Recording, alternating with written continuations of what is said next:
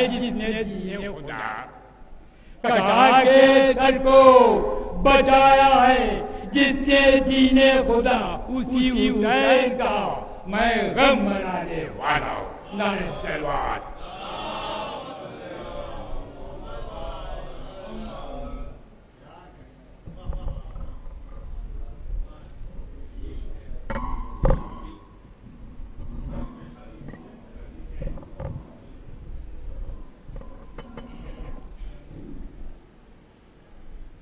یہ تھے شہنشاہ جونپور صاحب۔ اب میں اس شاعر کے جانشین کو آواز دینے جا رہا ہوں جسے پورا ہندوستان انجم جونپوری کے نام سے جانتا ہے۔ میں مفتی مہندی سے گزارش کروں گا دعائیں اور بارگاہ امام میں نذرانِ عقیدت پیش کریں۔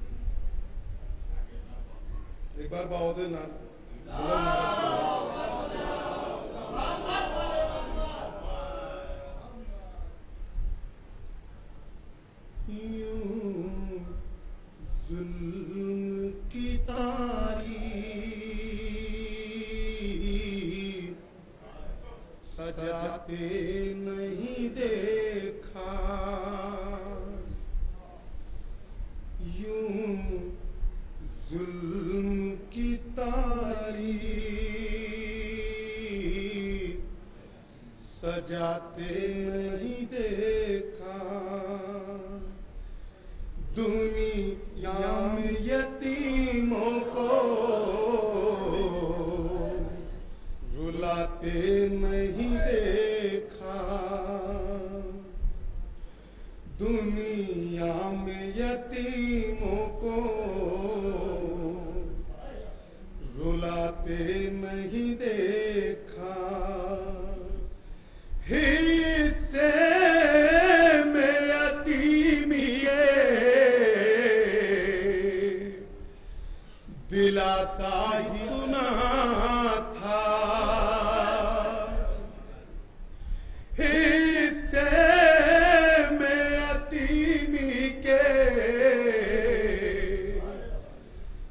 دلاسا ہی سنا تھا رونے پہ تماچے لگاتے نہیں دیکھا یوں ظلم کی تاریخ سجاتے نہیں دیکھا ہوتی ہے جوانی میں بہت پیاس کی شدت ہوتی ہے جوانی میں بہت پیاس کی شدت اس حال میں پھل پر چھکا کھاتے نہیں دیکھا یوں ظلم کی تاریخ سجاتے نہیں دیکھا اور جس بچے کو پامال ابھی ہونا تھا رن میں اس بچے کو نوشہر بناتے نہیں دیکھا یوں ظلم کی تاریخ.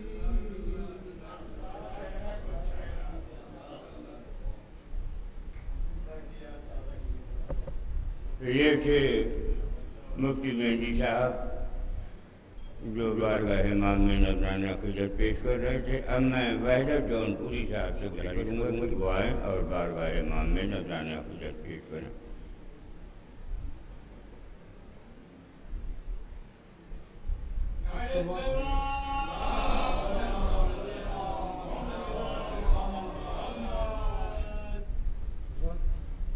بہت اختصار سے کیونکہ ہمیں کہیں اور بھی جانا ہے.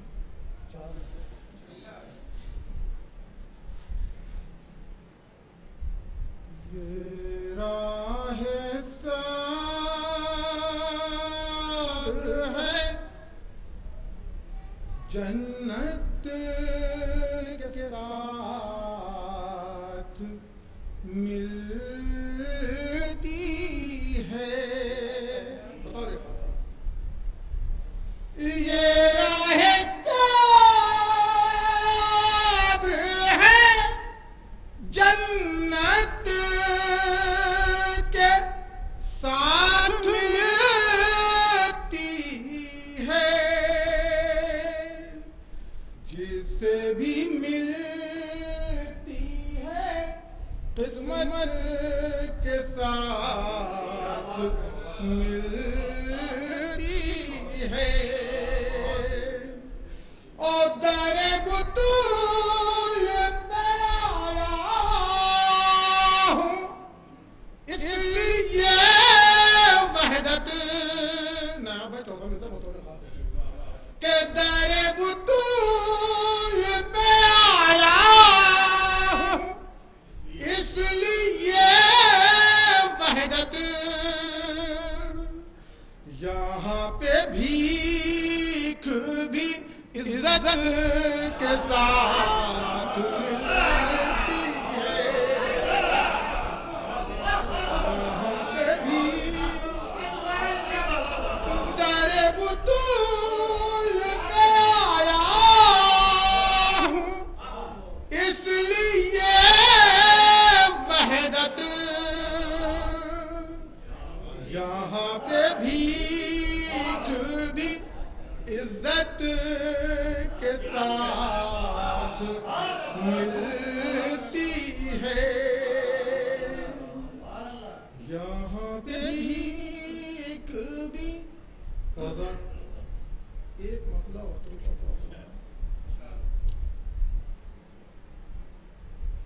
غم حسین کچھ ایسا ہے ہم سبھی کے لیے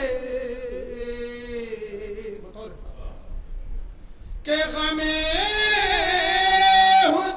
حسین کچھ ایسا ہے ہم سبھی کے لیے کہ جیسے روح ضروری ہے زندگی کے لیے کہ جیسے روح ضروری ہے کہ شریف لوگ ہی ذکر حسین کرتے ہیں کہ شریف لوگ ہی ذکر حسین کرتے ہیں کہاں مقام شرف ہے یہ ہر کسی کے لیے اور فراز دار سے میسم نے کر دیا ظاہر زباں ضروری نہیں مدحت علی کے لیے زباں ضروری نہیں اگر ایک مطلب اور آخری 4 شعر سماعت مطلب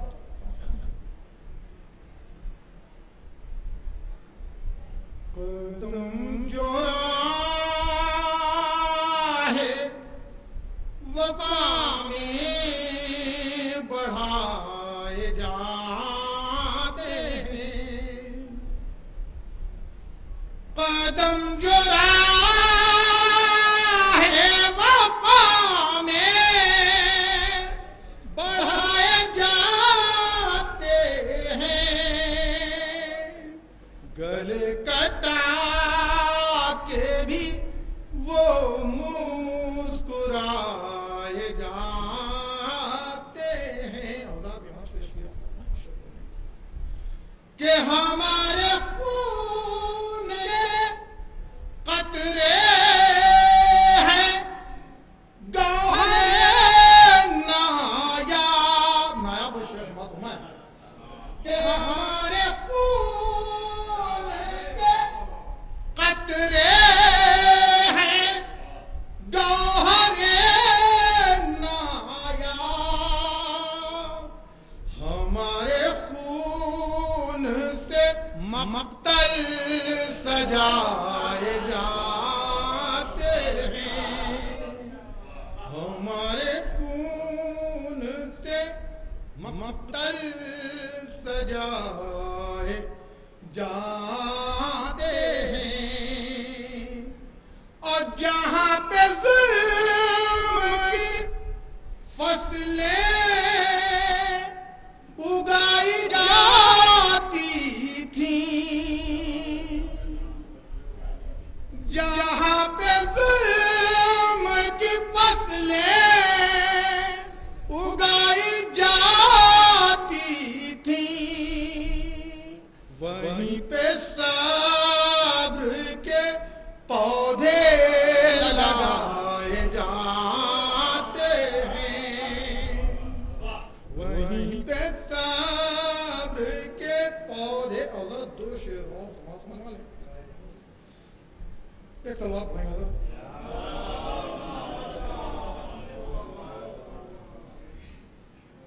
وہیں پہ صبر کے پودے لگائے جاتے ہیں اور بلندیوں سے ہے نسبت ہماری کچھ ایسی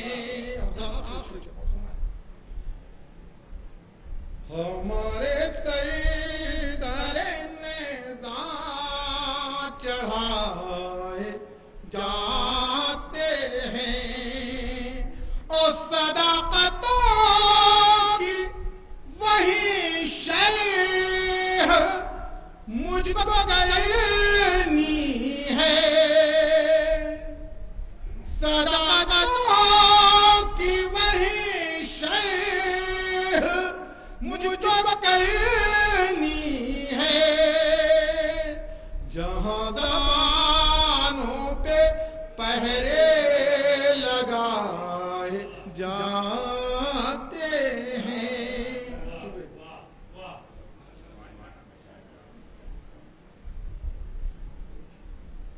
ये जनाब वैदर जौनपुरी साहब, अब मैं जनाब शादाब जौनपुरी साहब को की वो आए और बार बार इमाम में नंदाना को पेश करें। हमारी जिस में आखिरी शायर मोहतरम नाया भजौरी साहब रह गए हैं।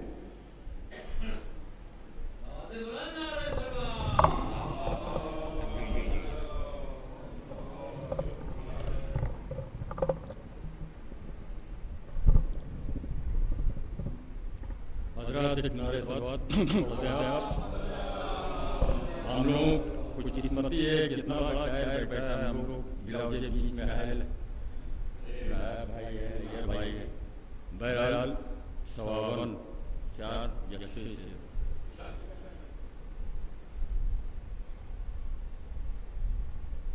उल्फते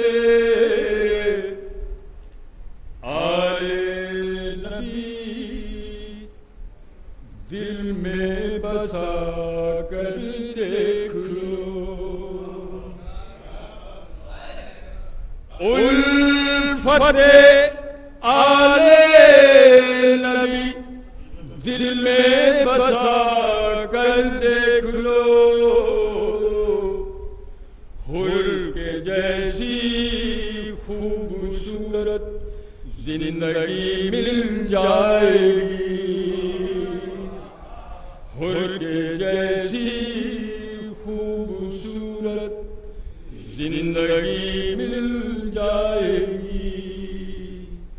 और मिसले फितुर मांग कर देखो गए शबीर से,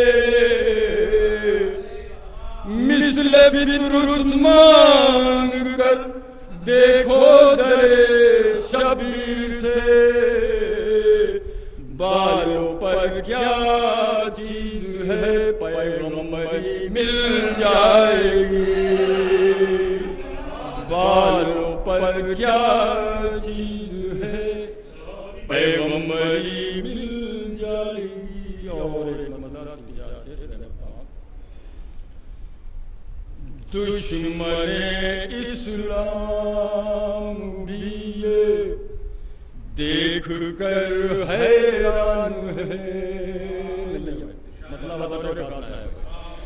दुश्मने इस्लाम भी ये देख कर हैरान है, नो के नेज़ा पर जो मेवे गुफ्तगू कुरान है, नो के नेज़ा पर जो मेवे गुफ्तगू कुरान है।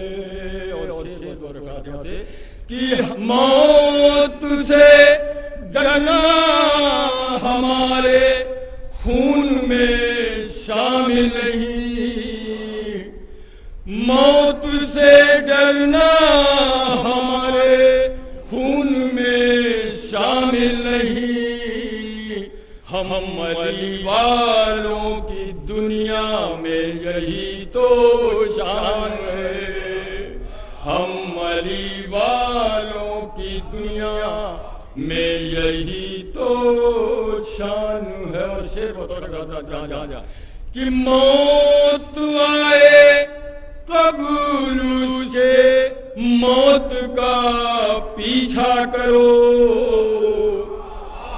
मौत आए कब्र उसके मौत का पीछा करो,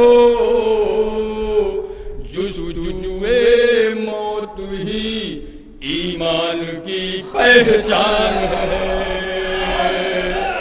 जुस्तुजुए मौत ही ईमान की पहचान है।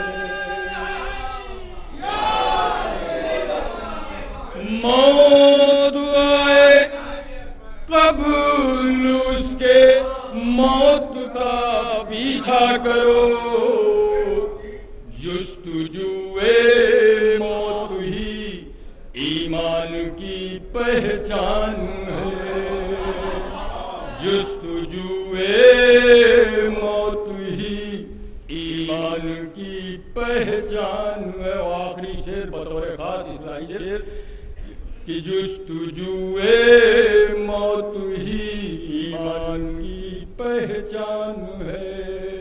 اور حق کو حق پہچان کے بھی حق کو حق کہتا نہیں. آدمی رشتوں میں پھنس کر اس قدر انجان ہے.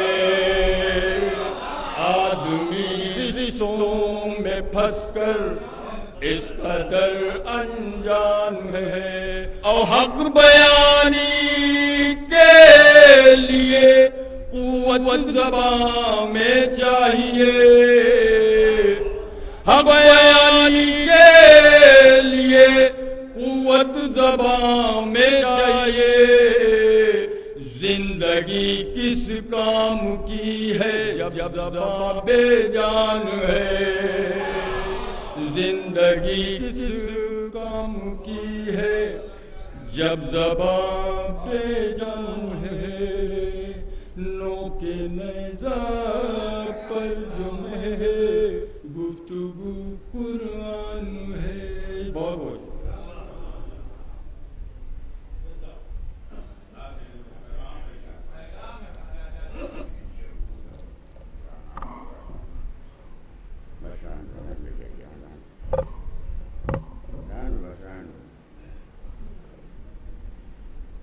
حضرت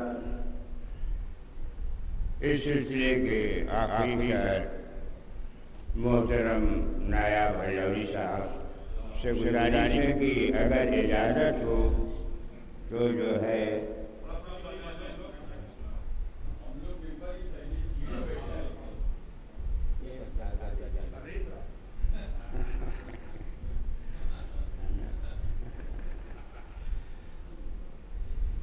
نایاب علوی صاحب نے اجازت دے دیا کہ آپ یہ کتاب پڑھ سکتے ہیں.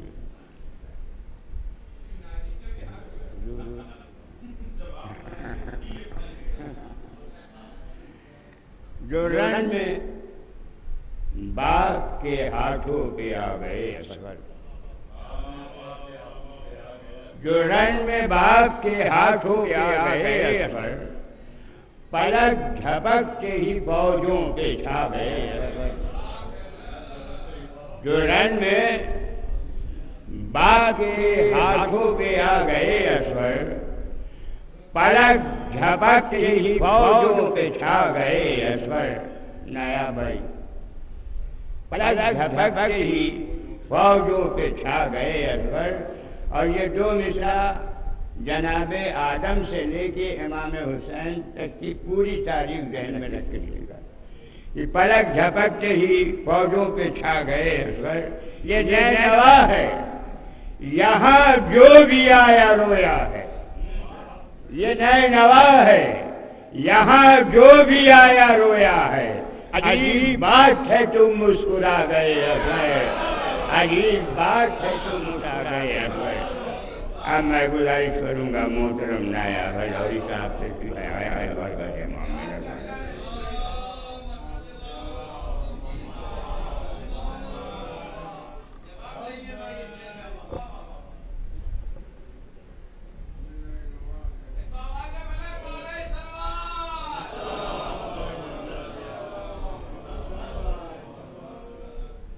الحمدللہ لوگ کم ہیں لیکن سمجھدار ہے. یہ اندازہ ہو ہی گیا.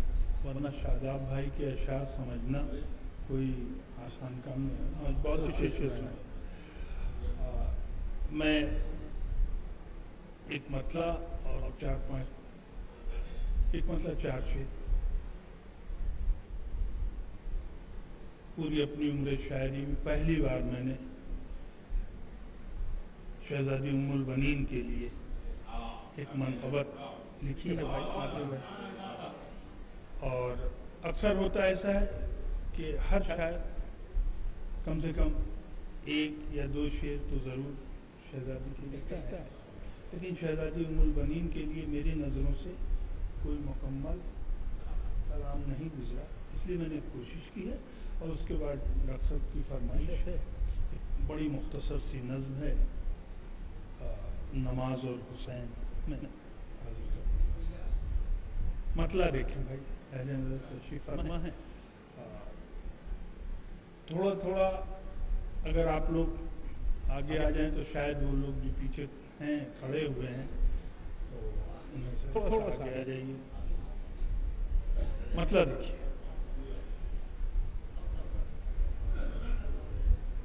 علی جناب ابن ابا علامہ محمد حسین حسینی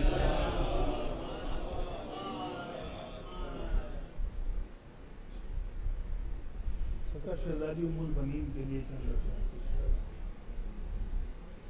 مطلب دیکھیے گا، حاضر کر رہا ہوں، اور بعد میں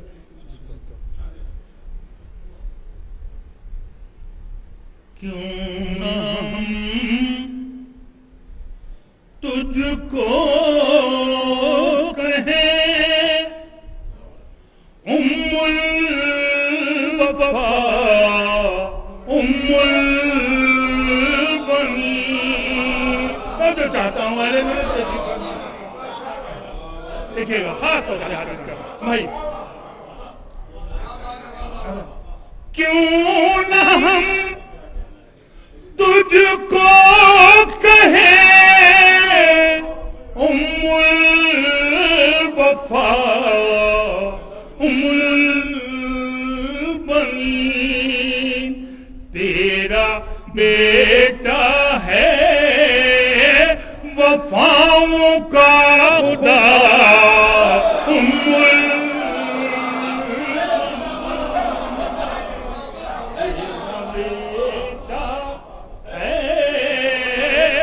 وفاؤں کا خدا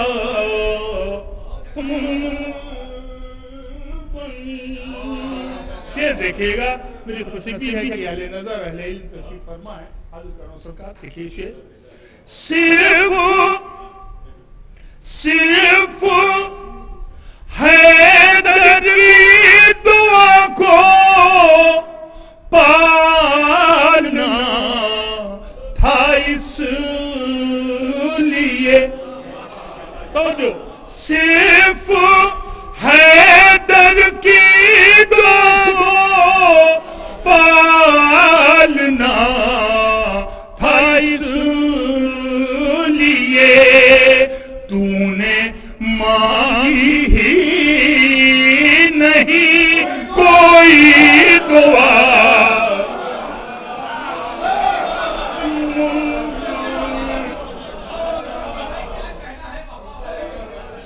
صرف حیدر کی دعا کو پالنا تھا، اس لیے تو نے مانگی ہی نہیں کوئی دعا،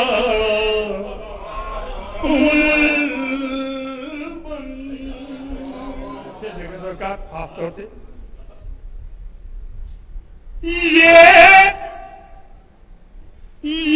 فقط بھائی بہن کا قوت بازو نہیں، تو جو چاہتا ہوں مولا عباس کی شہدائیوں کی نظر، یہ فقط بھائی بہن کا قوت بازو نہیں، تیری گودی ہے آدھی کربلا،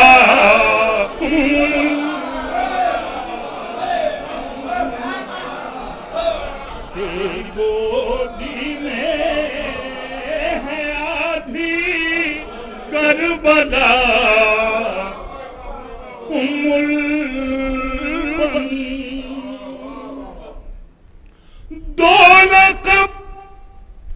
دو لقب اور دونوں اکلوتے علی کے گھر دو لقب اور دونوں اکلوتے علی کے گھر ملے، ایک لقب ام ابیہا، دوسرا ام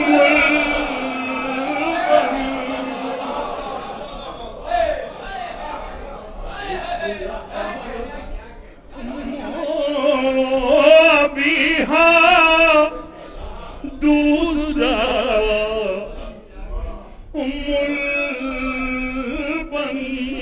مولا آپ کو اور آپ کی سماعتوں کو صحت و تندرستی عطا فرمائے. شعر حاضر کر رہا ہوں.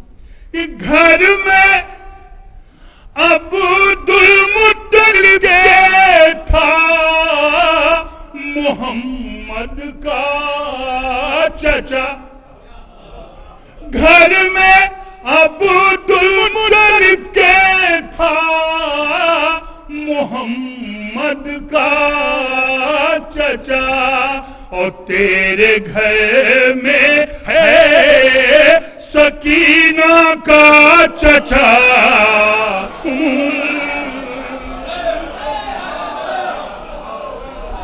تیرے میں ہے سکینہ کا چچا،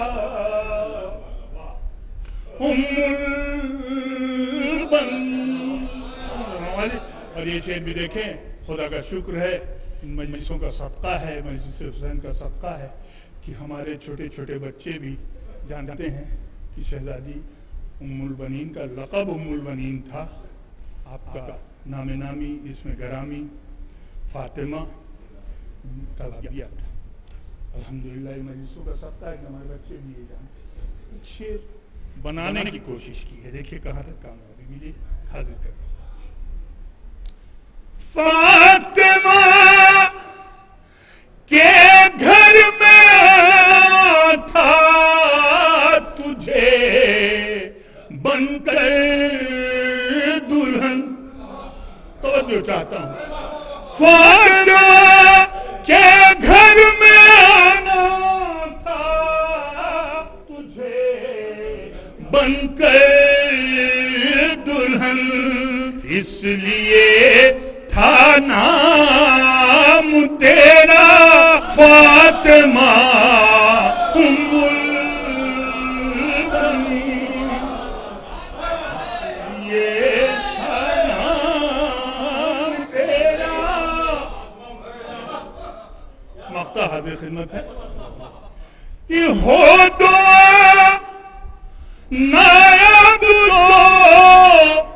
نائب تاثیر بھی ہوں، ہو دو نائب تاثیر بھی ہوں. فاطمہ زہرا سے مانگو کہہ کے یا ام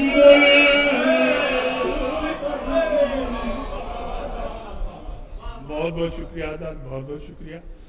آخر میں ایک نظم ہے، انتہائی مختصر سی نظم ہے، جس کا عنوان ہے نماز اور حسین. ایک زمانے سے ایک فضول بحث، اسے آپ فضول ہی کہیں گے، فضول بحث چلتی چلی آئی ہے کہ حسین افضل ہیں کہ نماز افضل ہے، نماز افضل ہے کہ حسین افضل. بڑا سینسٹیو ٹاپک، میرے جیسے طالب علم کے لیے پلے صراط سے گزرنے کے معنی. نماز اور حسین حاضر کرتا ہوں. عباد القعدہ محمد اللہ.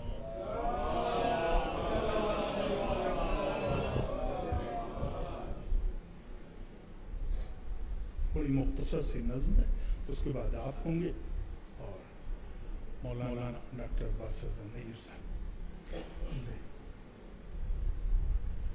یہ بات سن کے کشمکش میں ساری کائنات ہے،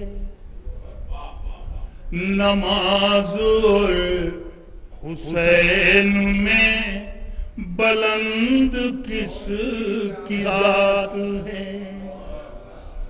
کوئی یہ کہہ رہا ہے بس نماز ہے بلند تر، کوئی یہ کہہ رہا ہے سجدے کر در حسین پر، کوئی یہ کہہ رہا ہے مسجدیں نہیں تو ہم نہیں، کوئی یہ کہہ رہا ہے کچھ نہیں اگر علم نہیں، کوئی یہ کہہ رہا ہے سجدے ہم کو بخشوائیں گے، کوئی یہ کہہ رہا ہے صرف عشق کام آئیں گے۔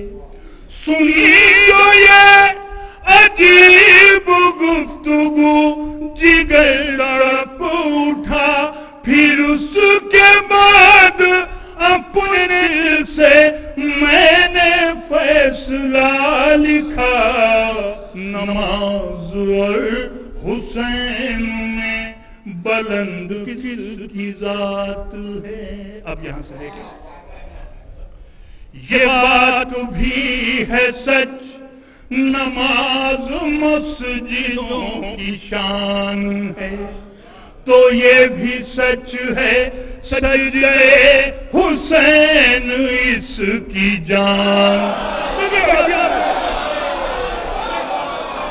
تو یہ بھی سچ ہے سجدے حسین اس کی جان ہے، یہ بات بھی ہے سچ نماز شمع کوہ طور ہے، تو یہ بھی سچ ہے وہ میرے حسین ہی کا نور، یہ بات بھی ہے سچ نماز کی بنا ہے مصطفیٰ، تو یہ بھی سچ ہے پشت پر رسول کی حسین تھا، تو یہ بھی سچ ہے پشت پر رسول کی حسین تھا، خدا کے حکم سے نبی نے سجدہ طول ہی رکھا، میرا حسین جب تلک نہ پشت سے اتر گیا، تو پھر یہ کہنے دو کہ دونوں پر خدا کو ناز ہے، نماز ہی حسین ہے، حسین ہی نماز۔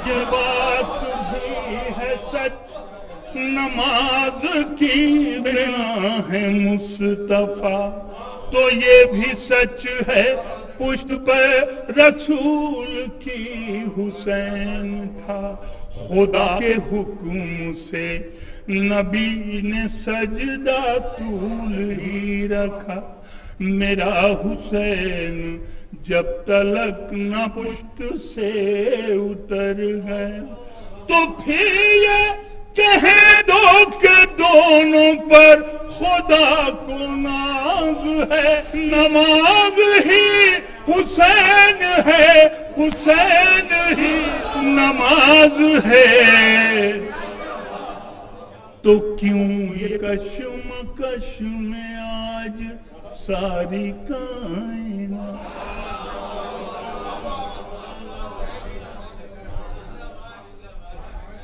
اب میں بغیر ادب کے ساتھ ڈاکٹر عباس رضا نیر جلال پوری صاحب سے گزارش کروں گا کہ وہ آئے اور میں نے سے خطاب کروں گا۔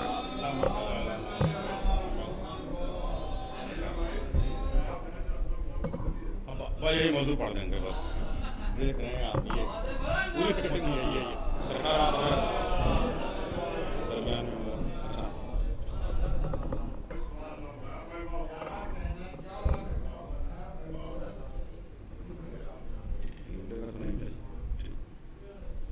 رحم اللہ من علی الفاتحہ.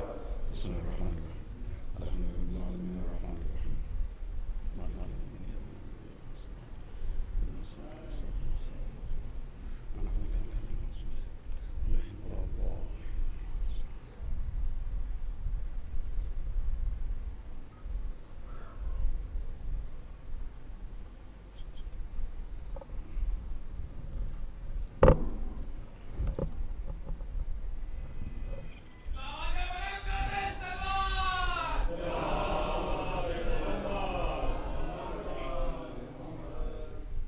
یہ سن ٹھیک کرتے ہیں تو میرا دل کو تو نما کی طرح لرزنے لگتا ہے کہ اگر کوئی سنت تعین جائے فرار ہے.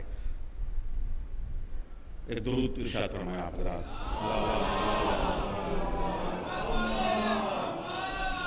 الحمدللہ الذی هدانا لهذا وما كنا لنهتدي لولا ان هدانا الله لقد جاءت رسل ربنا بالحق صلى الله عليه وسلم على النبي الأمي المكي المدني القرشي الهاشمي البقي التقي الطعام الدعاء وجيشات الأباطيل والدعم والصلاة الأضالي المعلن الحق بالحق الله سمع محمد صلى على محمد وعلى آله الطيبين الطاهرين المعصومين المظلومين المنتخبين المجتنبين ولعن الله على أعدائهم ومنكر فضائلهم ومصائبهم وسخاوتهم وشجاعتهم وعظمتهم وهيبتهم وجلالهم وجمالهم وكمالهم وآلهم أجمعين من ليلنا إلى قيام يوم الدين. أما بعد فقد قال رسول الله صلى الله عليه وآله وسلم حسين مني وأنا من الحسين صلوات الله اللهم صل على محمد وآل محمد. غریب کربلا کی عزت معبدارو باب الحوائج کے آسمان جناب علمدارو. بہت بہت مختصر مجلس ہے. مجمع بھی شاید مختصر ہو مگر اس سے زیادہ معتبر ہے اور میرے پاس وقت نہیں ہے.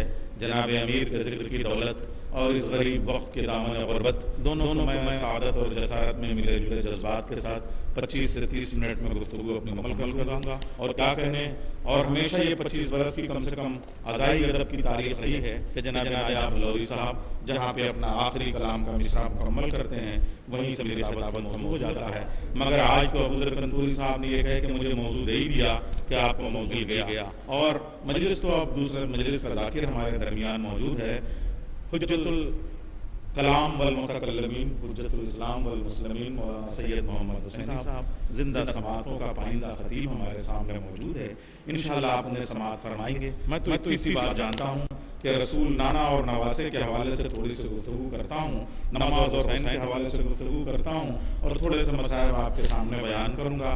دنیا کا رہنے والا تعلق کے ساتھ آتا ہے, اپنی نسبتوں کے ساتھ آتا ہے اور انہی نسبتوں سے پہچانا جاتا ہے, انہی وسیلوں کے حوالے سے پہچانا جاتا ہے. اگر وہ وسیلہ کہیں سے بھی متاثر ہو جائے تو پھر ہم بے وسیلہ ہو جاتے ہیں اور جو بے وسیلہ ہو جاتا ہے پھر وہ اپنی منزل تک پہنچ نہیں سکتا. اس لیے رسول بھی اپنے وسیلوں کے ساتھ آیا. ہر آنے والا کسی باپ کا بیٹا ہوتا ہے, کسی نانا کا نواسا ہوتا ہے, کسی دادا کا پوتا ہوتا ہے, کسی چچا کا بھتیجا ہوتا ہے, کسی ماموں کا بھانجا ہوتا ہے, کسی شہر کا شہری ہوتا ہے, کسی زبان کا بولنے والا ہوتا ہے, کسی خاندان کا چشمہ ہوتا ہے, کسی ادب کا ادیب ہوتا ہے, کسی علاقے کا رہنے والا ہوتا ہے اور اسی حوالے سے پہچانا جاتا ہے فلاں شہر کے رہنے والے ہیں, فلاں بستی کے رہنے والے ہیں, فلاں زمان کے رہنے والے ہیں, فلاں کے بھتیجے ہیں, فلاں کے نواسے ہیں. ہمارا نبی بھی آیا, 1000 نسبت کے ساتھ آیا, لولا کلمہ خلقت الافلاق بن کے آیا. سب نے اپنی اپنی نسبتوں کا اعلان کیا. کسی نے کہا قرشی ہے, کسی نے کہا مکی ہے, کسی نے کہا مدنی ہے, کسی نے کہا مطلبی ہے, کسی نے کہا ہاشمی ہے, کسی نے کہا ابو طالب کا بھتیجا ہے, کسی نے کہا عبداللہ کا بیٹا ہے, کسی نے کہا آمنہ کا لال ہے, کسی نے کہا یتیم ہے, کسی نے کہا در یتیم ہے, کسی نے کہا رسول عظیم ہے. سب نے اپنی اپنی نسبتوں سے پہچانا مگر اللہ نے کہا سب ہو جاؤ. میں بولتا ہوں وما محمد الا رسول, محمد نہیں ہے صرف میرا رسول ہے. اس کا مطلب خدا کو اتنا ناز ہے اپنے اس حبیب پہ کہ وہ چاہتا ہے کہ میرے حبیب کو جب بھی پکارا جائے میرے وسیلے سے پکارا جائے, میری نسبت سے پکارا جائے, میرے تعلق سے پکارا جائے. یہاں پہ ارباب ادب بھی ہیں, ارباب علم ہیں, ارباب شعور بھی ہیں, ارباب ضمیر بھی ہیں, سب لوگ یہاں موجود ہیں. اب یہاں میں آپ سے عرض کروں کہ دنیا میں ہر آنے والا اپنی نسبتوں سے پہچانا جاتا ہے لیکن اللہ کے رسول کے لیے چاہتا ہے کہ صرف میرا رسول کہا جائے. یہ ہے عرش کی باتیں. مگر زمین پہ جب چادر کے نیچے جمع ہوتے ہیں جبریل پوچھتے ہیں پالنے والے یہ کون ہے؟ तो आवाज आती है हुम फातिमा तो वो अबूहा वो बालुहा वो बनुहा। इसका मतलब रसूल की पहचान के दो ही वसीले हैं, आसमान पे खुदा करिए, जमीन पे फातिमा।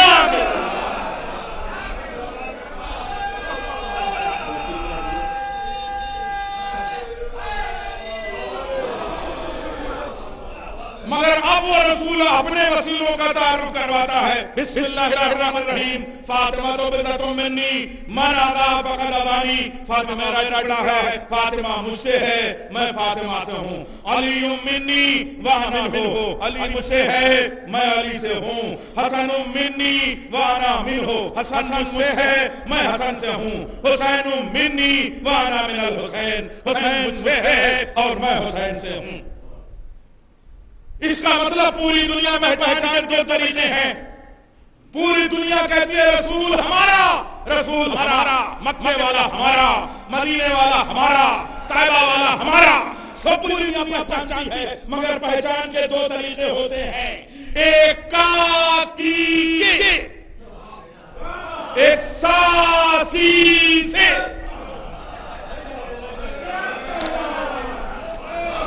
मैं वैसे ही पढ़ रहा हूँ जैसे पढ़ता हूँ, जौनपुर में वैसे ही सुन रहे हैं आप जैसे सुना जाता है। पूरी दुनिया के तारुफ के इंट्रोडक्शन के इंटरेक्शन के सिर्फ दो तरीके, दो फार्मूले, दो मेथड। बच्चा याद रखे। मौलाना तो आलिमाना बातें फरमाएंगे, अल्लामा है, मैं तो तालिबाना बातें करूंगा। दो इंट्रो के तरीके राहुल की भी समझ में आए ग्राफ एजेंसी से, और हमारे मुर्तजा भाई ग्राफ वाला भी समझ में आएगा उसको कि कैसे सुना जाता है। बच्चा भी समझ में आ जाए, हर उम्र का बच्चा सुने। दो तार के जरिए का की के सा सी से वाज़ेह करूं। रसूल का सहाबी, रसूल की ज़ौजा, रसूल के उम्मती। ये का की के पूरी दुनिया, और अहले सासी से फिर कहूं रसूल का सहाबी। अलग करते जाइए, छाटते जाइए। रसूल का सहाबी, रसूल की ज़ौजा, रसूल के उम्मती, रसूल साली, रसूल की बतूल, रसूल से हुसैन।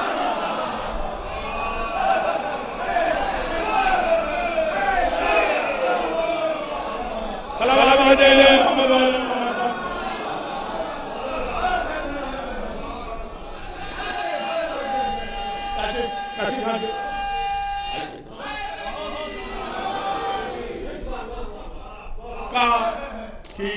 के सा सी से।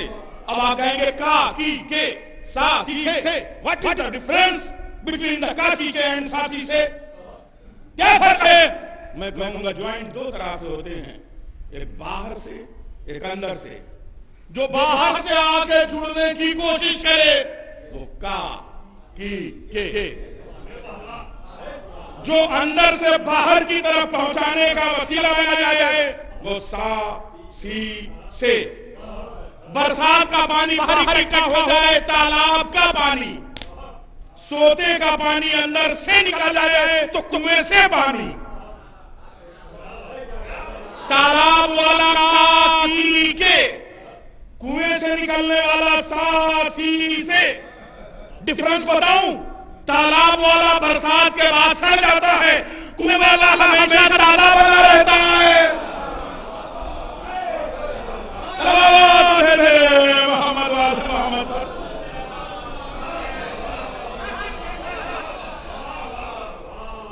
देखिए मौलाना हजरत बाबर खां वाले भी सब लोग समझो मैं तो पसबाती आदमी हूँ, दरखानी आदमी हूँ, इसलिए देहात की मिसालें किसानों वाली मार्केट में देता हूँ। बाहर वाला ज्वाइंट, यहाँ इंजीनियर मौजूद है मौलाना मुर्तजा, बाहर वाला ज्वाइंट खुल जाता है, अंदर वाला ज्वाइंट खोले नहीं खुलता। मगर इनमें भी जो इम्तियाज मेरे मौला हुसैन को है वो 11 का एक तरफ हर इमाम, किसी में कोई फर्क नहीं है। अव्वलुना मोहम्मद, औसतुना मोहम्मद, आखिरुना मोहम्मद, वकुलुना मोहम्मद, सलवात मोहम्मद, व आले मोहम्मद।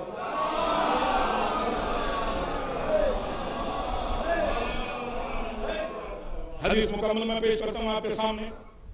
अली मिन्नी व अना मिन्हु, हसन मिन्नी وانا منه عابد مني وانا منه باقر مني وانا منه جعفر مني وانا منه صادق مني وانا منه قدم مني وانا منه ارضا مني وانا منه تقي مني وانا منه نقي مني وانا منه عسكري مني وانا منه مهدي مني وانا منه.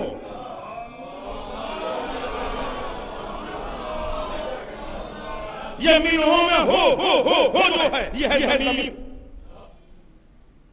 لیکن 11 کے ساتھ استعمال کی گئی ضمیر، ایک کے ساتھ استعمال کیا گیا اسم. علی منی وانا منہ، حسن منی وانا منہ، مہدی منی وانا منہ، حسین منی وانا من الحسین. منی سے پہلے بھی حسین، من البعد بھی حسین. اس کا مطلب رسول کی پہچان 11 سے بھی ہے، حسین سے بھی ہے. 11 کے کام سے رسول پہچانا گیا، حسین کے کام سے رسول پہچانا گیا. صلوات علیہ محمد وعلیہ یا حسین یا حسین یا حسین یا حسین کا فلسفہ. اب ایک اور بات، حسین منی وانا من الحسین. نائب الولی صاحب زمینداری کا کی تیاری کر رہے ہیں. 5 شعبان کو آپ سب لوگ مدعو ہیں کربلا مولا علی میں تشریف ہیں. زمیندار کربلا مولا علی اکبر امام حسین کی آغوش میں ہیں. میں اس حدیث کا ایک زاویہ آپ کے سامنے پیش کرنے لگا ہوں، اور یہ عالمانہ نہیں ہے، یہ عارفانہ ہے جو میں آپ کے سامنے زاویہ پیش کر رہا ہوں. ٹھیک ہے، پڑھے لکھے علماء اپنے حساب سے بحث کر سکتے اس بارے میں، مگر میں جانتا ہوں حسین منی، میں اپنے جو کچھ بھی حالت کے حساب سے چرچ کر رہا ہوں مگر بھول کرے حسین منی وانا من الحسین. جب رسول نے حسین کو آواز اٹھایا کہا حسین منی. جب حسین نے ہم شبیہ رسول اکبر کو آغوش میں اٹھایا کہا انا من الحسین.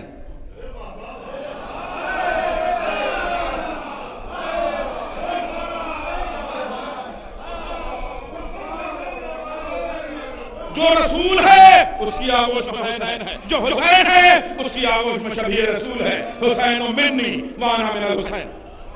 صلوات بھیجے محمد والے محمد پر.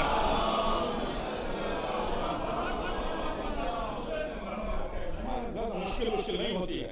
اچھا، اب جب بچہ پیدا ہوا ہے تو سنیے گا بولنے والا کیا عمدہ قربانی آپ لوگوں نے پیغام کے بھی پیغام سن لیے.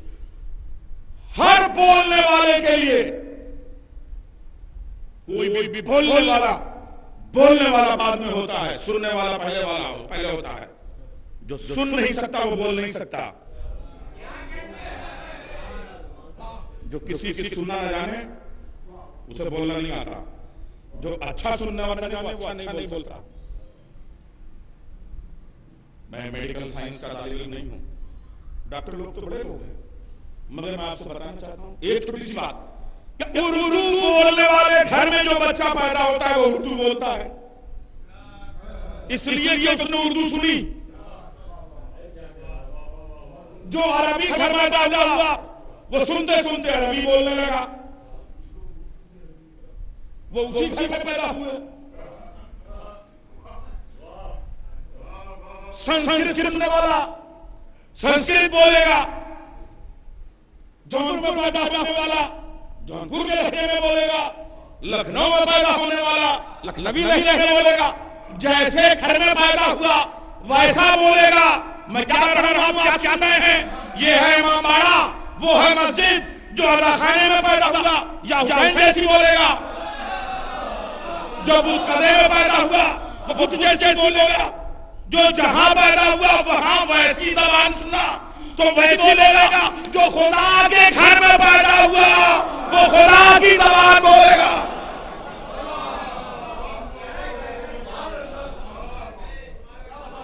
علی اللہ کے گھر میں پیدا ہوا تو قرآن پڑھتا ہوا آیا. جو جس کی مادری زبان ہے وہی بولے گا. قرآن اہل بیت کی مادری زبان ہے. صلوات محمد والے محمد پر. آج خالی جملے پڑھ رہا ہوں، نقطے نہیں پڑھ رہا ہوں، گنجائش نہیں بچی، میں کیا کروں.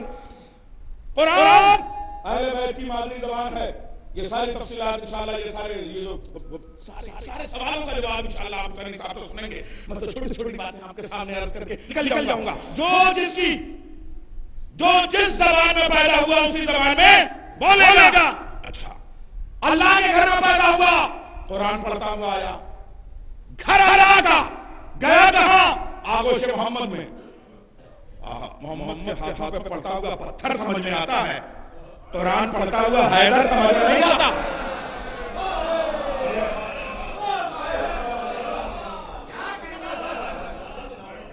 بڑے بڑے ذاکر اتنے بڑے جملے کے لیے 15 منٹ لیتے ہیں. صلوات بھیجا محمد.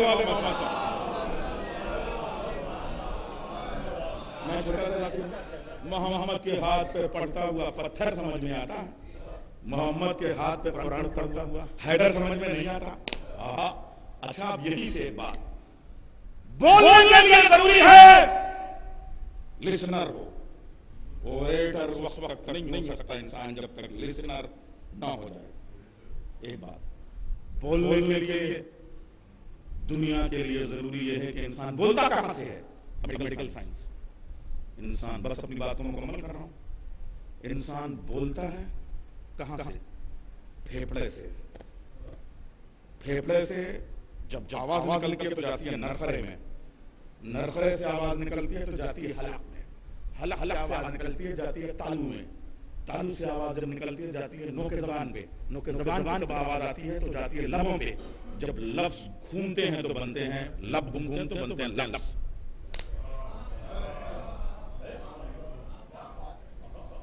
اس کا مطلب جس کے پاس پھیپڑا نہیں وہ بول نہیں سکتا. بہت سمجھدار میں گاڑے گاڑے لفظ نہیں بولتا, مگر سمجھداروں میں ہلکے ہلکے لفظ ہی سمجھے جاتے ہیں تاکہ بچہ سمجھ جائے. بولنے کے لیے پڑھا ضروری ہے. میں گزشتہ دنوں پہ بریٹن کے ایک بڑے سینٹر پہ 12 دن گفتگو کر رہا تھا اور میرا موضوع تھا the philosophy of supplication and sensitivity. 35 doctors بیٹھتے تھے. ایک دن میں نے مولا سجاد کی دعا کے چند جملے پڑھے, دوسرے دن کم سے کم 35 ڈاکٹر دوسرے مذہب کے آگے بیٹھ گئے, اس لیے ٹیلی ویژن پر نشر ہو رہی تھی. میں نے کہا مولا سجاد کہتے ہیں کہ میرا خدا وہ ہے جو مچھلیوں کی دعاؤں کو سناتا ہے. اتنے بڑے ڈاکٹرز کی بھیڑ میں کوئی بتا دے کہ کسی مچھلی کو آج تک کہیں پھیپڑا ملا. اس کا مطلب پھیپڑے کے بغیر بھی بولا جا سکتا ہے.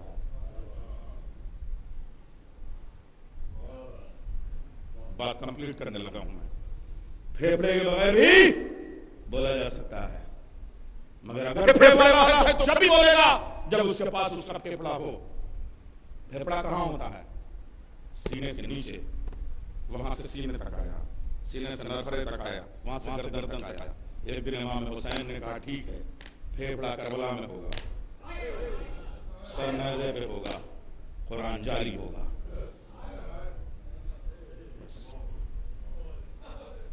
جو وہاں پہنچ جائے وہی نماز ہے, وہی حسین ہے. یہ امام باڑہ ہے, وہ مسجد ہے. حسین یہ بتانے کے لیے کہ نماز یہ حسین ہے, حسین کی نماز ہے. اپنے گھر سے نکلے بابری سے ہوتے ہوئے, صحابیوں کی صفوں کو روکتے ہوئے سیدھے صاحب معراج کی حاصل معراج پر حامل معراج بن کے بیٹھ گئے. میں نے سوچا حسین ٹوکے جائیں گے, رسول روکے جائیں گے. اللہ نے کہا ٹھہرو, جو حسین کا ارادہ ہے وہ خدا کی مشیت ہے.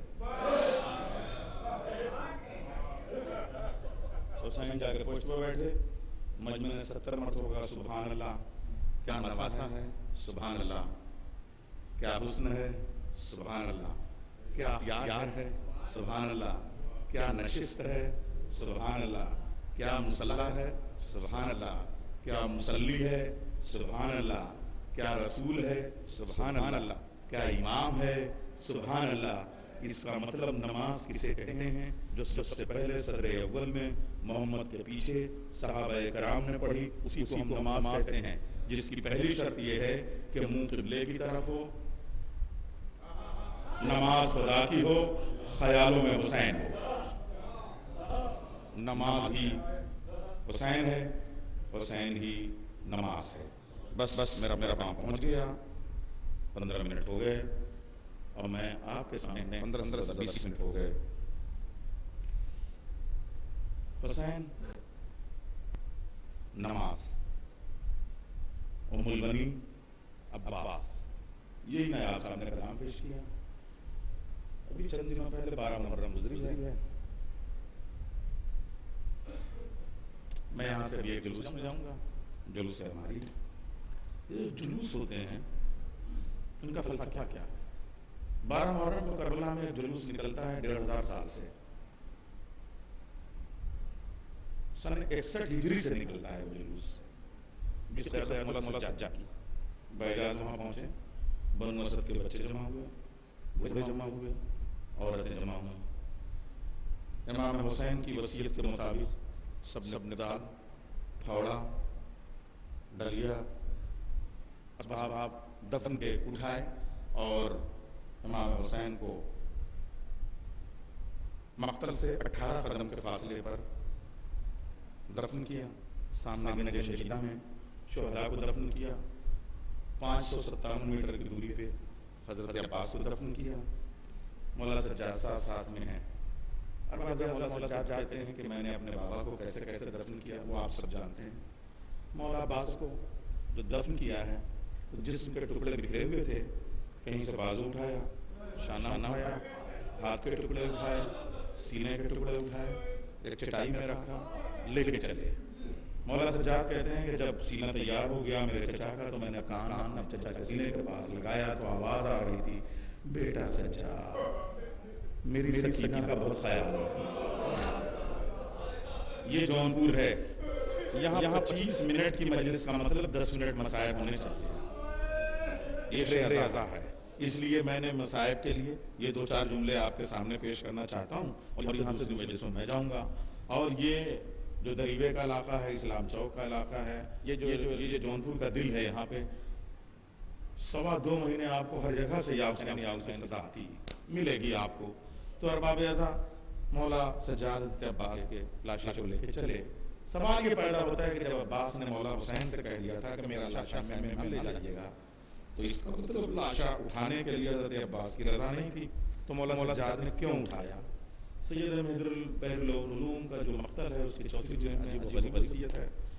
مولا عباس کی ایک وصیت ہے کہ جس وقت غریب کربلا زہرا کے لال حسین کا لاشا گھوڑوں کی ٹاپوں سے پامال کیا جانے لگے، کاش اس وقت کوئی میرے لاشے کو دریا کے کنارے سے اٹھائے، حضرت حسین لاش کے سامنے رکھ دے اور فوج یزید سے کہہ دے کہ جتنے گھوڑے دوڑانے ہوں ام البنین کے لال پہ دوڑا، زہرا کے لال پہ نہ دوڑا.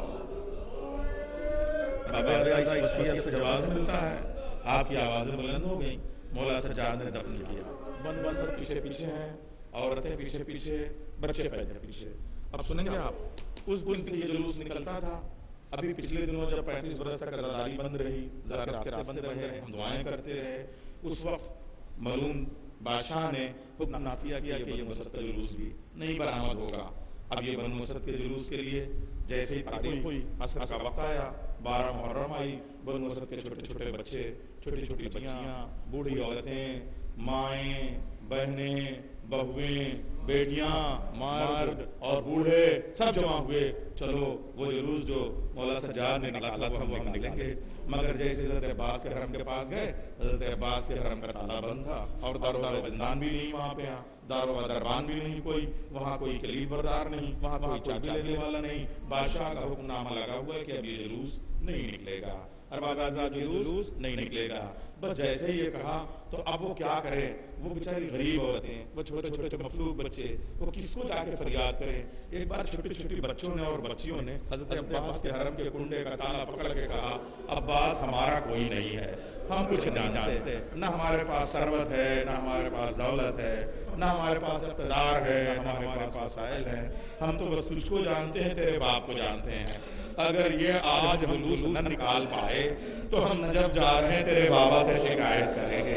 جیسے یہ جملہ کہا حضرت عباس کے صدر دروازے کا تالا ٹوٹا، کنڈا کھلا، دونوں پلے کھلے، آواز آئی بنو اسد کے بچوں آؤ، بنو اسد کی عورت آؤ، جلوس اعزا نکالو، بس ارباب اعزا میں جانے والا ہوں دوسری مجلس میں، سرکار کے بعد معلوم مجلس عطا فرمائیں گے۔ مگر جب یہ جلوس جانے لگا تو اس وقت کی بات ہے کہ جب مولا سجاد نے دفن کر لیا تو بعد میں کچھ نوجوان کچھ عورتیں دوڑتے ہوئے وہاں پہ پہنچے، حالات ایسے تھے، اور اس کے بعد جب ایک نوجوان نے وہاں پہ فریاد کرنا شروع کی تو دیکھا مولا عباس کی تربت ایک چھوٹے سے بچے کی تربت کی طرح سے تڑپ کے اس نے ماتم کیا کہا مولا سجاد سے، مولا سجاد ایک بات بتائیے کہ آپ کے چچا کی قامت اتنی بلند تھی، قد اتنا دراز تھا کہ جب اپنے گھوڑے پہ وہ سوار ہوتے تھے تو زمین سے خط کھینچتا ہوا چلا جاتا تھا، یہ اتنی چھوٹی سی تربت کچھ سمجھ میں نہیں۔ بس جملہ سنو گے، میں کہہ بھی چکا اور آپ سن لے اگر سکے تو، جملہ یہ ہے مولا سجاد نے سینے پہ ہاتھ مار کے کہا اے جوان تو کیسا سوال کیا، میرے چچا کی قامت بہت دراز تھی لیکن یہ جو تربت چھوٹی سی بنی ہے یہ غریب کیا کرے، میرے چچا کا لاشا جتنا مل سکا میں نے انہیں دفن کر دیا۔ واپس آؤ، بس ختم ہے مجلس۔ اس کا مطلب جس کی لاش کے اتنے ٹکڑے ہوئے ملے ہوں اس کو زخم کتنے ملے ہوں گے کوئی تصور کر سکتا ہے؟ مگر یہ زخم ایک دن میں ملے، عاشور میں ملے۔ اب اس ممبر کی قسم کھا کے ایک جملہ اور کہتا ہوں، اس لیے کہ یہ 12 محرم کے بعد کی مجلسیں جب تک ثانیہ زہرا کو سلام نہ کریں اس نے مجلس کا فرش بچھایا ہے، جب تک ایسا لگتا ہے دل میں کچھ کسک سی رہتی ہے، قلق سا رہتا ہے۔ سوال آپ سے کرنے لگا ہوں میں، جس عباس کا لاش اتنے ٹکڑوں میں بٹا اس کے زخموں کی تعداد کوئی گن سکتا ہے؟ ارباب اعزا عباس کے زخموں کی تعداد نہیں جا سکتی نا۔ اب ایک سوال آپ سے اور کرتا ہوں، جب عباس کو اتنے زخم ملے تو زینب کو کربلا سے کوفے سے شام تک کتنے زخم ملے کوئی گن سکتا ہے؟ عباس کے زخموں سے کم زینب کے زخموں کی تعداد نہیں تھی۔ بس ختم ہے مجلس۔ اب اس کے بعد جو مسائل مجھے پڑھنا اس کی ابتدا میں یہاں سے کر دوں۔ جب جناب زینب اپنی ماں کی لہر پہ مدینے میں پہنچی ہے تو وہ ٹوٹے ہوئے پہلوؤں والی ماں کی لہر پہ جب بیٹی نے اپنے آپ کو گرایا تو ایسے گری جیسے عباس ترائی پہ گرے تھے۔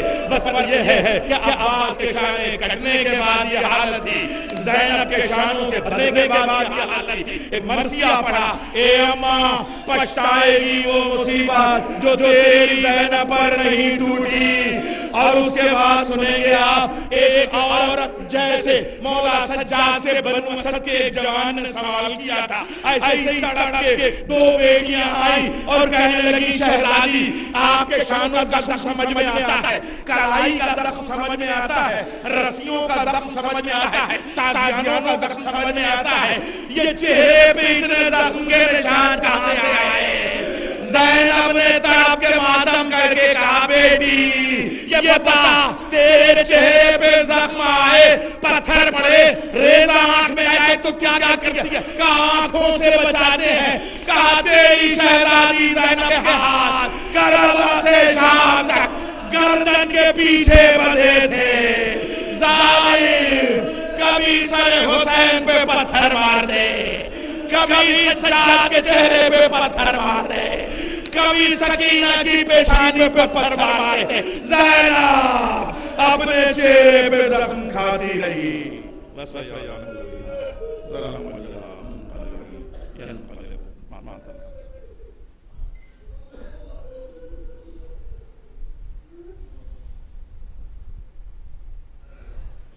اب میں گزارش کروں گا کہ دنیا آئیے مولانا محمد حسین صاحب رسول مولانا محمد ملک صاحب فرما۔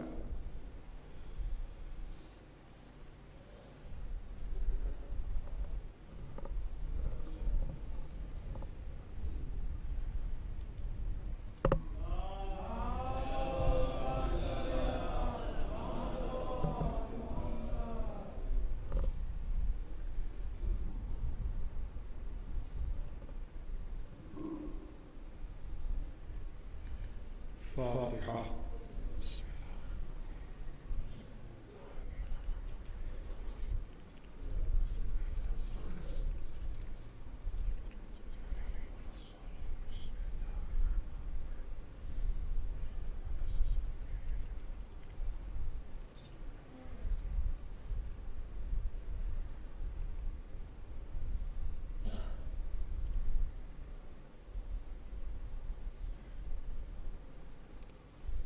حضرات متواضع اخلاص کی کلاس فرما کر مرحوم مغفور جناب محمد ہاشم صاحب کی کوئی سال فرمائے. محمد ہاشم ابن سبحان علی صاحب.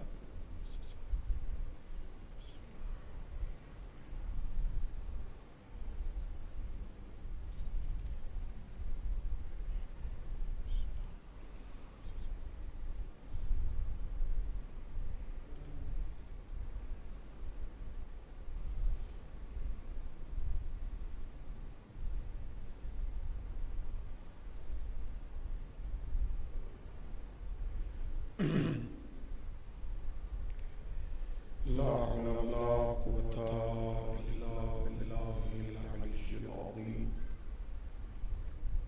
أعوذ بالله من الشيطان الرجيم. بسم الله الرحمن الرحيم. الحمد لله الذي ذكره للشرف الذاكرين وشكره فوز للشاكرين وطاعته نجاة للمطيعين. الصلاة والسلام على رسول الثقلين محبوب رب المشرقين ورب المغربين ولي الدارين إمام القبلتين جد الحسن والحسين أبي القاسم محمد. أما بعد فقد قال الله سبحانه تبارك وتعالى وقوله الحق. بسم الله الرحمن الرحيم. إن الدين عند الله الإسلام. صلوات على محمد أرباب بالله اور صاحبان فقہ عزاداران سید الشہداء اور ماتمداران مظلوم کربلا. ایک مرحوم کے سال ثواب کی مجلس بعنوان مجلس فرسی برپا کی گئی ہے جس میں ہم اور آپ جمع ہوئے ہیں ان کے اہل خانہ کو تعزیت پیش کرنے کے لیے اور صبر کی دلکشی کے لیے. آج کی اس مجلس سے خطاب کے لیے میں نے مشہور زمانہ آیت تلاوت کیا ہے جو اتنی مشہور ہے کہ اس مجمع میں ایک بھی ایسا نہ ہوگا کہ جو اس آیت کریمہ کا حافظ نہ ہوگا.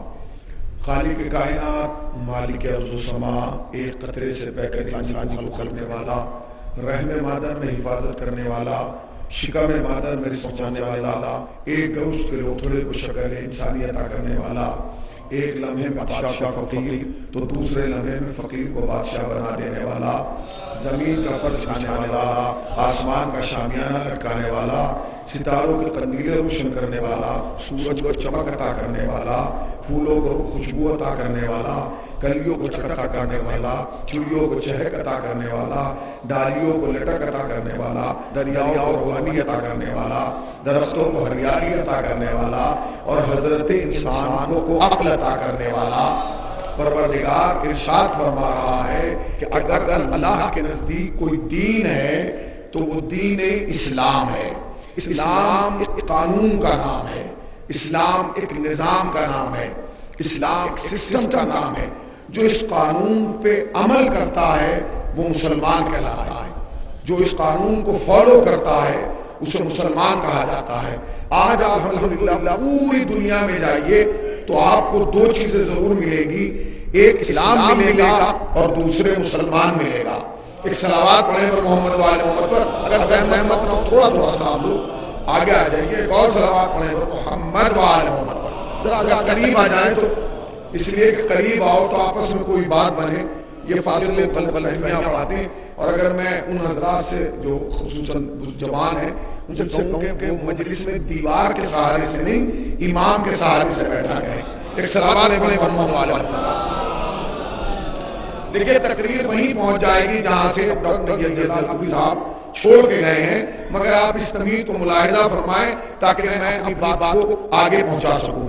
اگر خدا کے نزدیک کوئی دین ہے تو وہ دین اسلام ہے. اسلام ایک قانون کا نام ہے، اسلام ایک نظام کا نام ہے، اسلام ایک سسٹم کا نام ہے. جو اس سسٹم کو فالو کرتا ہے، جو اس نظام پر عمل کرتا ہے اسے مسلمان کہا جاتا ہے.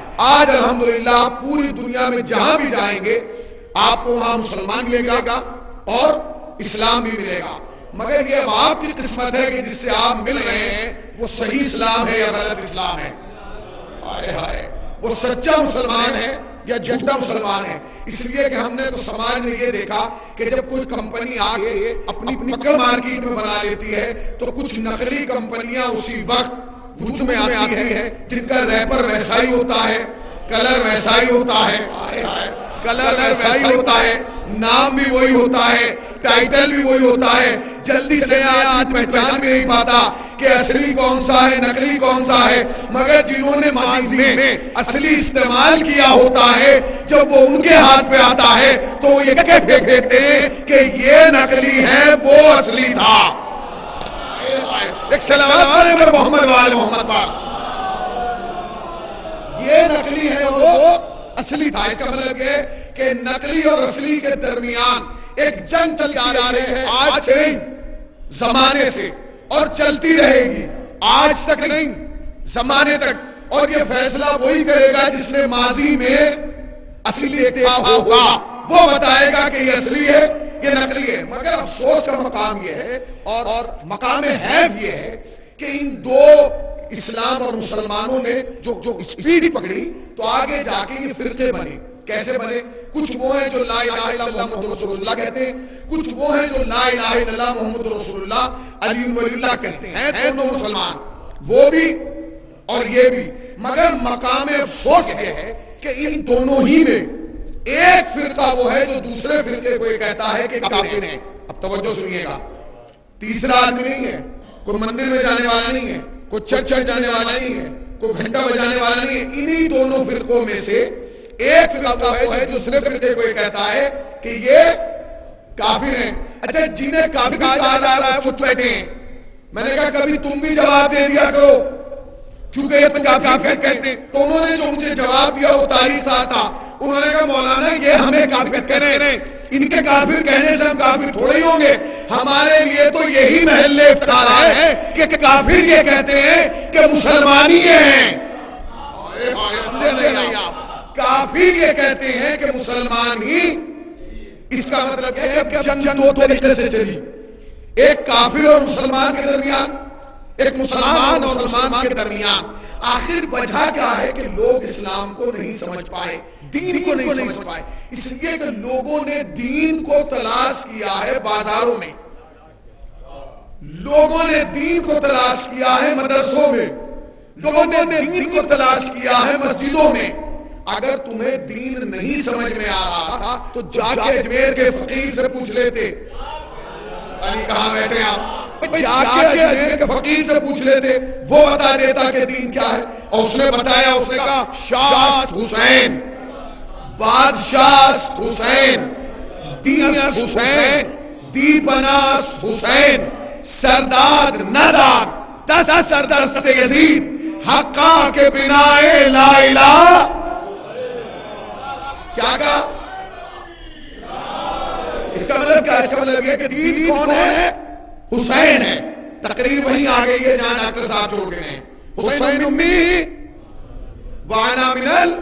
یہ حدیث زور سے پڑھا کریں، اس لیے کہ جب آپ پڑھتے ہیں تو لوگوں کے منہ پہ فالج پڑ جاتا ہے. حسین منی وانا منل حسین. ڈاکٹر صاحب نے کچھ حدیثیں پڑھی اور نتیجہ دیا، کچھ حدیثیں میں پڑھ کے آپ کو نتیجہ دے رہا ہوں. اگر آپ تک بات پہنچ جائے تو اپنی آواز مجھ تک چاہیے تاکہ مجھے یقین ہو جائے کہ میں شیشے کے سامنے نہیں شیعوں کے سامنے پڑھ رہا ہوں. میرا خطاب آئینے سے نہیں ہے، عوام سے ہے. حدیث کا پڑھی ڈاکٹر صاحب نے حدیث پڑھی سب سے پہلے، انا و علی من نور الواحد. میں اور علی ایک نور کے دو ٹکڑے ہیں. یہ کس کی حدیث ہے؟ نبی کی. مطلب کیا ہوا؟ مطلب ہوا جیسا میں ویسے علی. پتہ نہیں کہاں رہ گیا بھائی. حدیث کیا ہے؟ حدیث کا جملہ ہے انا و علی من نور الواحد. میں اور علی ایک ہی نور سے ہیں. مطلب کیا؟ جیسا میں ویسے علی، جیسے علی ویسے میں. یہ کون کہہ رہا ہے؟ نبی. اب حدیث سنیے، آگے بڑھی. حدیث نے پھر آگے بڑھ کے کہا فاطمہ تو بطن منی. فاطمہ میرے جگر کا ٹکڑا ہے. مطلب کیا ہوا؟ جیسا میں تھکے ہوا کا میں ذمہ دار نہیں ہوں. جیسا میں ویسی فاطمہ. जैसी फातिमा वैसा मैं। ये हदीस किसकी है? रसूलुल्लाह की। जैसे अली वैसा मैं, जैसा मैं वैसे अली, जैसा मैं वैसी फातिमा, जैसी फातिमा वैसा मैं। हसन मिन्नी व अना मिन्हु, यानी क्या? जैसा मैं वैसा हसन, जैसा हसन वैसा मैं। फिर अली सुनिए, हुसैन मिन्नी व अना मिनल हुसैन, मतलब क्या? जैसा मैं वैसा हुसैन, जैसा हुसैन वैसा मैं। नबी ने एक बार नहीं बार बार कहा ये बारे में, जैसा मैं वैसे ये, जैसे ये वैसा मैं। मगर मैं मजहब तशय्युअ के एक तालिब इल्म के हैसियत से अर्ज कर रहा हूं कि नबी ने तो बार बार इन्हें कहा ये मुझ जैसे, मैं इन जैसा, ये मुझ जैसे, मैं इन जैसा। कोई तारीख दिखा सकते हो कि जहां अली ने एक बार कहा हो रसूल मुझ जैसा? अली कहा भाई कोई तारीख दिखाइए जिसमें अली ने कहा हो रसूल मुझ जैसा? कहा नहीं। और आगे बढ़िए, चलिए रसूल को नहीं कहा अली ने, दामाद थे, चचाजाद भाई थे, फातिमा दे देती बाबा मुझ जैसे। अच्छा चलो फातिमा ने नहीं कहा, बुजुर्ग थे दोनों, तो हसनैन तो बच्चे थे, दोनों कहते थे नाना हम जैसा, हम नाना जैसे। नहीं गौर किया, इसका मतलब यह है कि खाली रसूल वगैरह वही नहीं बोलते। हाय हाय हाय, खाली रसूल वगैरह वही नहीं बोलते।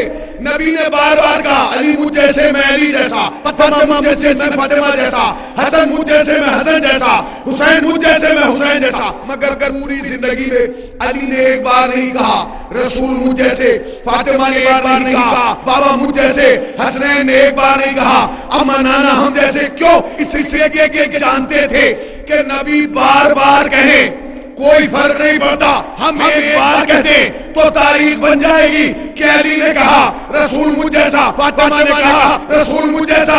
हमने ना कह के कयामत तक के लिए लोगों के मुंह पर लगा दिया। ओ दुनिया वालों, जब नबी के हम साथ नबी जैसे नहीं, कोई बदजात नबी जैसा कैसे हो? जब हम साथ नबी जैसे नहीं है, जो नबी के हम साथ हैं, जब वो नबी जैसे नहीं तो कोई बदजात नबी जैसा होगा? भाई जो जब नबी जिन्हें कह रहा है कि ये मुझ जैसे, वो नबी जैसे, आखिर वजह क्या है? याद रखिएगा, पूरी दुनिया जानती है कि अगर दुनिया हुसैन के दरवाजे तक पहुंच गई तो इस्लाम से तारुफ हो जाएगा। यही वजह है कि कभी आपको कोई आदमी फिल्म घर के सामने बोलेगा लेकिन ना जाइए, यहां जाने से निकाह टूट जाएगा।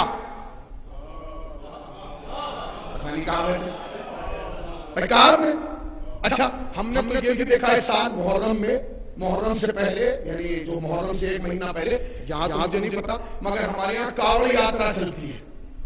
आपके यहाँ चलती है? बनारस में चलती है। वो कुछ लोग कई किलोमीटर, 100-200 किलोमीटर पैदल चलते हैं कावड़ लेके। और वो चले तो हमारे यहाँ लोगों ने बड़े बड़े बोर्ड लगा के लिखा था कि हम अपने कावड़ भाई का स्वागत करते हैं, और लंबी लंबी दाढ़ी और टोपी लगा के उन्हें पानी पिलाया और खाना खिलाया और केले और सेब बांट रहे थे। मैंने एक मुफ्ती साहब से पूछा कि हुजूर ये बताइए क्या क्या कावड़ देखने से निकाह नहीं टूटा? पता नहीं क्या कावड़ देखने से निकाह नहीं टूटा? कह लिया आप कहना क्या चाहते हैं? मैंने कहा मैं ये सुनाऊं कि आपका कावड़ देखने से निकाह नहीं टूट रहा। अच्छा एक प्रॉब्लम और है, आपने वो खिलाया आया, उन्होंने खा भी लिया। अच्छा ये बताइए ये कावड़ यात्रा क्या नबी के जमाने में थी? नबी ने इसके बारे में कोई हदीस कही है? जरा जौनपुर वाले जागे, मैं सीधा ही बोल रहा हूँ भाई, क्या नबी ने इसके बारे में कोई हदीस कही? कहने लगे नहीं। मैंने कहा फिर कहने लगे इंसानियत की खिदमत है। मैंने कहा वाह, कावड़ निकले तो इंसानियत की खिदमत, हुसैन का जुलूस निकले तो बिदअत। क्या वजह है? वजह क्या है? कभी आपने सोचा, तदब्बुर किया कि पूरे साल मुफ्ती चुप रहता है, मुहर्रम का चांद निकले वो भी बोलने लगता है और बेवजह बोलता है, कहता है मजलिसों से रोको। आज जो दुनिया को मजलिसों से रोका गया, इसका नतीजा ये हुआ कि चप्पे चप्पे पे इस्लाम बदनाम हुआ है। چپے چپے مسلمان ذلیل ہوا ہے. آپ جانتے ہیں 3 سال سے کوئی بھی چینل چلائیے 5 آدمی بیٹھے ہیں, ایک پنڈت, ایک مولوی صاحب, ایک عورت اور ایک اینکر, اور ایک ہی موضوع پہ بات چل رہی ہے, 3 طلاق, 3 طلاق, 3 طلاق. یہ 3 کا عدد ایسا ہے. کہاں بیٹھے ہیں, کیا کہا کہ 3 کا عدد ایسا ہے کہ جہاں بھی آیا عزت لے گیا. صلوات علی محمد وعلی محمد پاک, صلوات علی محمد وعلی محمد پاک. بتائیے کیا آپ یہ جو شاباش یہی چراغ لے لے کے روشنی ہو, ٹھیک ہے نا.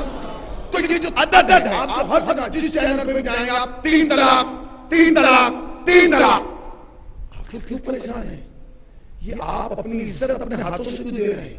تو پھر اس کا حل کیا ہے؟ حل کیا ہوتا؟ حل تو وہی ہے جو خود دکھا کے گیا ہے. درے حسین پہ آ جاؤ, ہر مسئلے کا حل ہو جائے گا. کہنے کا کیا مطلب؟ یہ جنگ جو تم آج لڑ رہے ہو, شیعتوں اسے برسوں پہلے لڑ چکی, برسوں. آپ کیا بات کر رہے ہیں؟ آپ جانتے ہیں ایران شیعہ کیسے ہوا؟ ایران میں مذہب تشیع کیسے آیا؟ اسی 3 طلاق کے مسئلے پر آیا. اسی 3 طلاق کے مسئلے پر پورا ملک ایران شیعہ ہو گیا. وہ کیسے ہوا؟ وہاں کا ایک بادشاہ تھا, ایک روز بادشاہ کو غصہ آیا, بی بی سامنے اسے کہہ دو کیا ہوا؟ طلاق طلاق طلاق.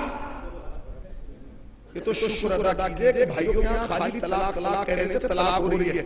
اگر نکاح نہ کہنے سے نکاح ہونے لگتا,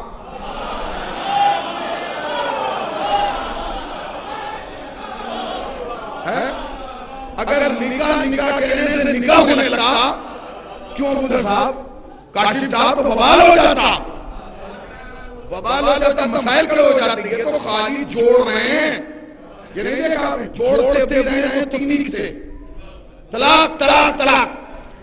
اب وہ پریشان ہو گیا, اب اس نے کہہ دیا طلاق طلاق طلاق. اب یہ چپ. ہم صبح جب بادشاہ سلامت کا غصہ کچھ کم ہوا تو انہوں نے مولانا کو بلایا, ادھر آئیے. اب بیچارہ مولوی تو ہر دور میں بکتا رہا ہے نا, میں اپنے کوئی کہہ لوں. اب وہ آئے, انہوں نے کہا جی حضور فرمائیے کہ یہ رات بہت غضب کیا. کہ کیا ہوا؟ کہ رات ہم نے غصے میں اپنی بیگم کو 3 دفعہ طلاق طلاق طلاق کہتے, تو ایک دفعہ تو انہوں نے کان پر ہاتھ رکھا, پھر کہنے بس ہو گیا. انہوں نے کہا کوئی گنجائش کا کوئی گنجائش نہیں. کہنے میں غصے میں تھا. اس نے کہا آپ ہی تو غصے میں تھے, لفظ تو غصے میں نہیں تھا. بھئی آپ ہی تو غصے میں تھے. اس نے کہا کہ ٹھیک ہے کوئی بات نہیں. وہ چلے گئے, حنفی گئے تو اس نے مالکی کو بلا لیا. انہوں نے کہا میں نے رات غصہ, انہوں نے کہا کلیئر, کہہ لگا سر میں مجھے رات غصہ رکھا, وہ غصہ اس طرح دیکھا جاتا ہے. آپ نے کہہ دیا تو ہو گئی. وہ چلے گئے, مالکی گئے, شافعی آ گئے, شافعی گئے, حنبلی آ گئے. اس نے چاروں مذہب والوں کو بلایا, حنفی, مالکی, شافعی, حنبلی, چاروں مذہب کے علماء نے کہا کہ حضور شریعت میں غصہ نہیں دیکھا جاتا, آپ کہہ دیا تو ہو گیا. آپ تو وہ تو ٹینشن میں آ گئے, اچھا چلو لیٹ گئے, نہ دربار جا رہے ہیں, نہ لوگوں سے میٹنگ کر رہے ہیں, نہ ملاقات, کچھ نہیں. یہ تو غصے میں غضب ہو گیا. اب وہ جو ایک خادم ہوتا ہے نا چائے لانے والا, وہ بیچارہ بار بار جاتا ہے, بادشاہ سلامت کا منہ دیکھتا ہے, واپس آ جاتا. تو اندر گیا, اس نے کہا بادشاہ سلامت خیریت تو ہے. اس نے کہا تمہاری اتنی مجال کہ تم ہم سے پوچھو کہ خیریت ہے کہ. اس نے کہا آپ پریشان حال ہیں اس لیے پوچھ رہا ہوں. تو کہنے کہ کیا تو میری مشکل کرے گا؟ اس نے کہا حضور ذات مت دیکھیے, ذات مت دیکھیے کہ میں نوکر ہوں, آپ کو نہیں پتا, میں ایسا حل دوں گا کہ آپ سوچ نہیں سکتے. کہنے کیا مطلب کہ آپ یوں ہی تو پریشان ہیں نا کہ آپ نے طلاق دے دی. کہاں کہ تو اس سے زیادہ پریشان اس لیے کیونکہ آپ کے سارے درباری مولویوں نے کہہ دیا کہ طلاق ہو گئی. کہاں کہا آپ چاروں کے چکر میں کیوں ہیں؟ کیا کہ ایک مذہب اور ہے, وہ 5واں ہے. وہ کون سا مذہب ہے؟ کہ مذہب تشیع, فقہ جعفری. کون کا مولوی کہاں ہے؟ کہ وہ ایرانی ہے. کہ پھر کہاں وہ ہے ہلہ میں. کہ جاؤ بلا کے لاؤ, جاؤ ہلہ سے اس شیعہ مولوی کو بلا کے لاؤ. غلام خود بھی گیا اور ایک گھوڑا خالی بھیجا تیز رفتار, جا کے اس نے دق الباب کیا, معلوم کیا کون ہے بھائی ہلہ میں شیعوں کا مولوی. یہ دروازہ ہے, انہوں نے جا کے دق الباب کیا. وہ جو عالم دین تھے انہوں نے دروازہ کھولا, سامنے غلام کھڑا. اس نے کہا حضور آپ کو ایران کے بادشاہ نے بلایا ہے, ایک ایک بندے کی توجہ. ایک حسینی کی توجہ چاہتا ہوں اس جملے پر. آپ کو ایران کے بادشاہ نے بلایا ہے, کوئی مسئلہ پیش آیا ہے, اس کے حل کے لیے آپ کو بلایا ہے. پہلے تو عالم چپ رہے, پھر کہنے لگے اس سے جا کے کہہ دینا ہم آئیں گے ضرور, اور ہم بالکل نہ آتے اگر ہمارے بزرگ ان کے بلانے پہ نہ جاتے. کہاں بیٹھے آپ؟ ہم آئیں گے ضرور, مگر اس جا کے کہہ دینا کہ ہم اس لیے آ رہے ہیں دربار میں مسئلہ حل کرنے, کیونکہ جس کو ہم مانتے ہیں وہ بھی ان کی مشکل حل کرنے دربار میں گئے ہیں. اگر علی کل اس کے دربار میں نہ گئے ہوتے تو میں آج تیرے دربار میں نہ جاتا. اس نے کہا کہ حضور آئیے. کہ کیا مطلب کا یہ گھوڑا آپ کا کے لیے بھیجا ہے, بیٹھیے. دیکھیے عالم کسے کہتے ہیں, ابو ذر صاحب عالم کسے کہتے ہیں؟ انہوں نے کہا کیا یہ سواری آپ کے لیے بھیجی ہے, اس پہ بیٹھ کے آنا ہے. جانتے ہو خدا کی قسم شیعہ عالم کا معیار دیکھیے. انہوں نے کہا اس سواری کو لے جاؤ, میں بادشاہ کی سواری پہ نہیں آؤں گا, میرا یہ خچر کھڑا ہے میں اس پہ بیٹھ کے آؤں گا. اس نے کہا جب گھوڑا بھیجا ہے تو گھوڑے پہ چلیے, خچر پہ کیوں آئیں گے؟ سنیں گے عالم کا جواب. کہا اس لیے نہیں اس کی سواری پہ آؤں گا کیونکہ اگر اس کی سواری پہ بیٹھ کے گیا تو فیصلہ بھی اس کے حق میں کرنا ہوگا. بیٹھے میں کیا کہہ رہا ہوں ذرا جاگے. اگر اس کے سواری پر گیا تو فیصلہ بھی اسی کے حق میں کرنا ہوگا. جاؤ تم چلے جاؤ, اس سے کہہ دینا ہم آئیں گے ضرور. سپاہی گیا, نوکر آیا, اس نے کہا حضور وہ تو عجیب آدمی ہے. کہ کیا مطلب؟ تو انہوں نے کہا ہے کہ ہم آئیں گے ضرور مگر آپ کا گھوڑا نہیں لیا. کہا ہم اپنے خچر پہ آئیں گے, ہم بادشاہ کی سواری اس لیے نہیں قبول کرے کیونکہ کہیں فیصلہ اس کے حق میں نہ کرنا پڑے. بس جیسے ہی بادشاہ نے سنا فوراً مسکرا کے کہنے لگا یقیناً کوئی اچھے مذہب والا ہے, یقیناً کوئی اچھے مذہب والا. چلا گیا. 4 دن کے بعد یہ ہلہ والے عالم وہاں پہنچے جن کا نام تھا علامہ ہلی. کیا نام تھا؟ علامہ ہلی. اب وہ جو بادشاہ کو پتا چلا کہ وہ ہلہ والے عالم آ گئے, اس نے کہا کہ رکھیے, صبح دربار جب لگے گا تو بلایا جائے گا. انہیں رکھ دیا گیا آرام سے استراحت کے لیے. اگلے دن پورا دربار سجایا گیا اور سارے مولویوں کو بلایا گیا, حنفی, مالکی, حنبلی, شافعی. انہیں پتا چلا کہ بھائی شیعوں کا مولوی آیا,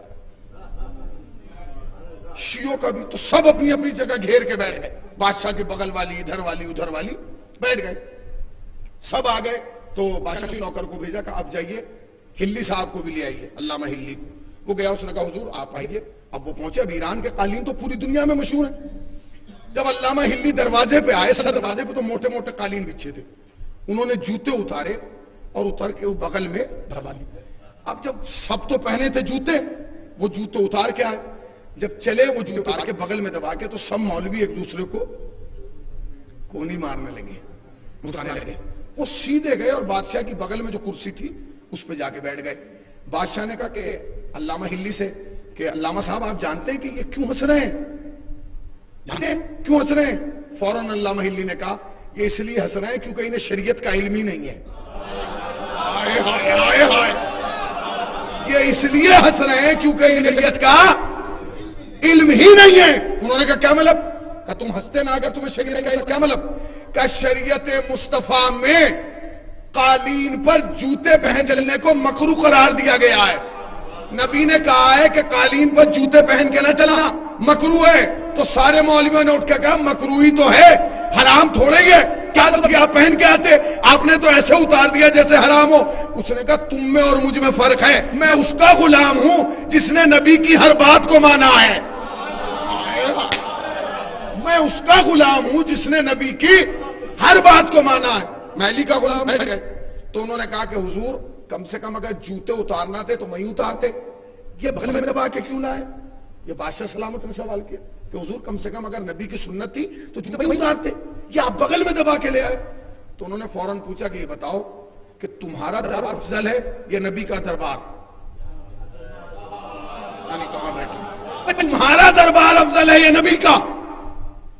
تو تم کھڑا ہو گیا. اس نے کیا مطلب ہمارے دربار نبی کے دربار کا کیا تھا؟ نبی نور اول, عقل اول, حسن اول, کرم اول, عشق اول, جمال اول, گنتی کا پہلا عدد, طٰہٰ, یاسین, مزمل, مدثر, مبشر, صادق, امین, نذیر, بشیر, نذیر, سراج منیر, میری کیا حیثیت؟ تو انہوں نے کہا بس اسی لیے میں جوتے لے کے آیا ہوں کہ میں سمجھا نہیں آپ نے کیوں کہا بھائی اس لیے جوتے لے آیا کیونکہ جب نبی کے دربار سے چوری ہو سکتے ہیں. بھائی اب تھکے ہوئے کو تو میں ذمہ دار نہیں ہوں نا بھائی. جب نبی کے دربار سے نہیں ہو سکتے ہیں تو تیرے دربار کی حیثیت کا بھائی یہ سننا تھا. سارے مولوی کھڑے ہو گئے. اس نے کہا غلط, نبی کے دربار سے کوئی جوتے نہیں ہوئے, اور ہوئے تو ہم نے کیوں نہیں پڑھا. اچھا اگر چوری کیے تو کس نے کیے نہ بھائیے. علامہ ہلی نے کہا اسی سوال کے لیے تو میں نے جوتے اٹھائے تھے, اسی سوال کے لیے اٹھائے تھے. کہ بتائیے, سارے مولوی کھڑے ہو گئے, بتائیے جوتے کس نے چرائے تھے نبی دربار سے. اب شیعہ مولوی کھڑا ہوا, اس نے کہا کہ آپ بتاؤ کس نے چرائے تھے. کہا کس نے؟ کہا امام ابو حنیفہ نے چرائے تھے. ارے یہ کہنا تو ہنگامہ ہو گیا. انہوں نے کہا بادشاہ سلامت جھوٹ بول رہے ہیں, یہ کہہ رہے ہیں کہ نبی دربار میں وہ تو تھے ہی نہیں نبی کے زمانے میں, وہ تو چھٹے امام کے زمانے میں تھے, محمد کے زمانے میں تھوڑی تھے. تو کہنے لگے ہاں کوئی بات نہیں, میں گیا ہوں اس لیے دماغ نہیں چل رہا. وہ ابو حنیفہ نہیں تھے, امام مالک تھے. تو مالک والے کھڑے ہو گئے. انہوں نے کہا نہیں امام حنبل تھے, وہ بھی کھڑے ہو گئے. چاروں نے کھڑے ہو کے کہا بادشاہ سلامت یہ شخص جھوٹ بول رہا ہے اس لیے کہ اس نے ہمارے اماموں پہ الزام لگایا ہے, جبکہ نہ نبی کے زمانے میں ہمارا امام تھا, نہ ان کا امام تھا, نہ ان کا امام تھا, نہ ان کا امام تھا. ہم سے امام 200 سال کے بعد ہوئے. علامہ ہلی اٹھے, اٹھ کے کہا بادشاہ سلامت لیا جن کو تو نے دربار میں بٹھایا ہے ان کے امام نبی کے 200 سال بعد آئے, مگر جسے میں امام مانتا ہوں وہ نبی کی گود میں رہا ہے, وہ نبی کی انگلی پکڑ گیا.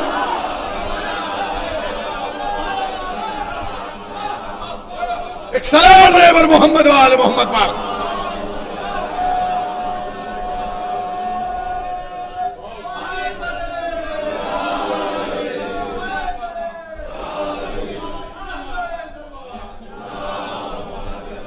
جسے میں امام مانتا ہوں وہ 200 سال بعد نہیں ہے, وہ نبی کی آنکھوں میں پلا ہے, اس نے نبی کی زبان چوسی ہے, وہ لعاب محمد اثر رکھتا ہے, اس نے نبی کی انگلی پکڑ کے چلنا سیکھا ہے. بادشاہ نے کہا بالکل صحیح, بالکل صحیح. ان کا تو وجود ہی نہیں ہے نبی کے زمانے, انہیں کہا کہ نبی کیسے رہتے تھے. جب ان کا امام ہی نہیں تھا تو امت کو کیسے پتا ہے. یہ تو وہ بتائے گا جس کا امام نبی کے ساتھ رہا ہو کہ نبی کی سنت کیا ہے, نبی کی سیرت کیا ہے. تو وہ تو سب ناراض ہو کے چلے گئے. بادشاہ سلامت نے کہا کہ اب یہ بتائیے کہ مسئلہ یہ میں نے اپنی بیوی کو 3 دفعہ طلاق کہہ دیا اور غصے کے عالم میں تھا. علامہ نے کہا کہ غصے کے عالم میں جو بھی فیصلہ کیا جائے وہ حرام ہوتا ہے. غصے کے عالم میں جو بھی فیصلہ کیا جائے وہ حرام ہوتا ہے. کہا کیا رائے؟ انہوں نے کہا سنو, مذہب تشیع میں اپنی کوئی رائے نہیں ہوتی, یا معصوم کی ہوتی ہے یا قرآن کی ہوتی ہے. یا قرآن سے پوچھو طلاق ہوئی کہ نہیں, یا معصوم سے پوچھو. قرآن نے کیا کہا کہ سورہ طلاق پڑھو تو تمہیں پتہ چلے گا یہ طلاق کہنے سے طلاق ہوئی کہ نہیں. اب سورہ طلاق کھولا گیا تو آیت سامنے آئی کہ اگر تمہارے درمیان کوئی اختلاف ہو جائے شوہر بیوی کے درمیان تو اسے اطمینان اور سکون کے ساتھ جدائی کے راستے پر لے آؤ, مگر یاد رکھنا جب صیغہ جدائی پڑھا جائے تو کم سے کم 2 گواہ ہوں, اگر گواہ نہیں ہوں گے تو طلاق بھی نہیں ہوگی. بادشاہ نے کہا میں سمجھا نہیں. کہ یہ بتائے جب آپ نے طلاق دی تو آپ دینے والے تھے, بیوی سننے والی تھی, کیا کوئی گواہ ہے؟ اس نے کہا کوئی گواہ نہیں. تو بادشاہ نے کہا جب گواہ نہیں تو طلاق بھی نہیں. جب گواہ نہیں, اور کیا یہ گواہ کا مطلب سمجھے؟ گواہ کو عربی میں کہا جاتا ہے شاہد. شاہد. اور یاد رکھیے گا طلاق کے معاملے پر جو گواہ چاہیے وہ عادل چاہیے, وہ غیر عادل نہیں چاہیے. اس کے لیے شرط ہے کہ عادل. عزیزان گرامی, یہ مذہب تشیع ہے, یہ کسی بنیے کا بنایا مذہب نہیں ہے, یہ استبل سے آیا ہوا مذہب نہیں ہے. یاد رکھیے گا یہ منبر جو ہے وہ ہمیں کسی کیا کہا جائے کسی مزدور نے بنا کے نہیں دیا ہے. یہ منبر جو ہے یہ ہمیں رسول اللہ کی سیرت سے ملا ہے. لہٰذا اس منبر سے وہی باتیں ہوں جو تحفظ رسالت کے لیے ہو یا تحفظ امامت کے لیے ہو. آج کل ایک پوری دنیا میں کلپ وائرل ہوا ہے کہ اس مجلس کا کیا فائدہ جو حسین نہ بنا سکے. آپ نے غور کیا اس مجلس کا کیا فائدہ جو حسین نہ بنا سکے. کیا آپ اس بات سے راضی ہیں؟ کیا یہ جملہ صحیح ہے بھائی؟ کیا آپ اس جملے سے راضی ہیں کہ اس مجلس کا کیا فائدہ جو حسین نہ بنا سکے؟ غلط. اس لیے کہ حسین تو وہ ہے کہ جو اللہ نے بھی 14 ایک بنایا. جب 14 میں بھی ایک ہی حسین ہے تو آپ اپنی مجلس کیسے بنا دیں گے؟ یہ مجلس حسین بنانے کے لیے نہیں ہے، حسینی سماج بنانے کے لیے ہے، حسینی معاشرہ بنانے کے لیے ہے.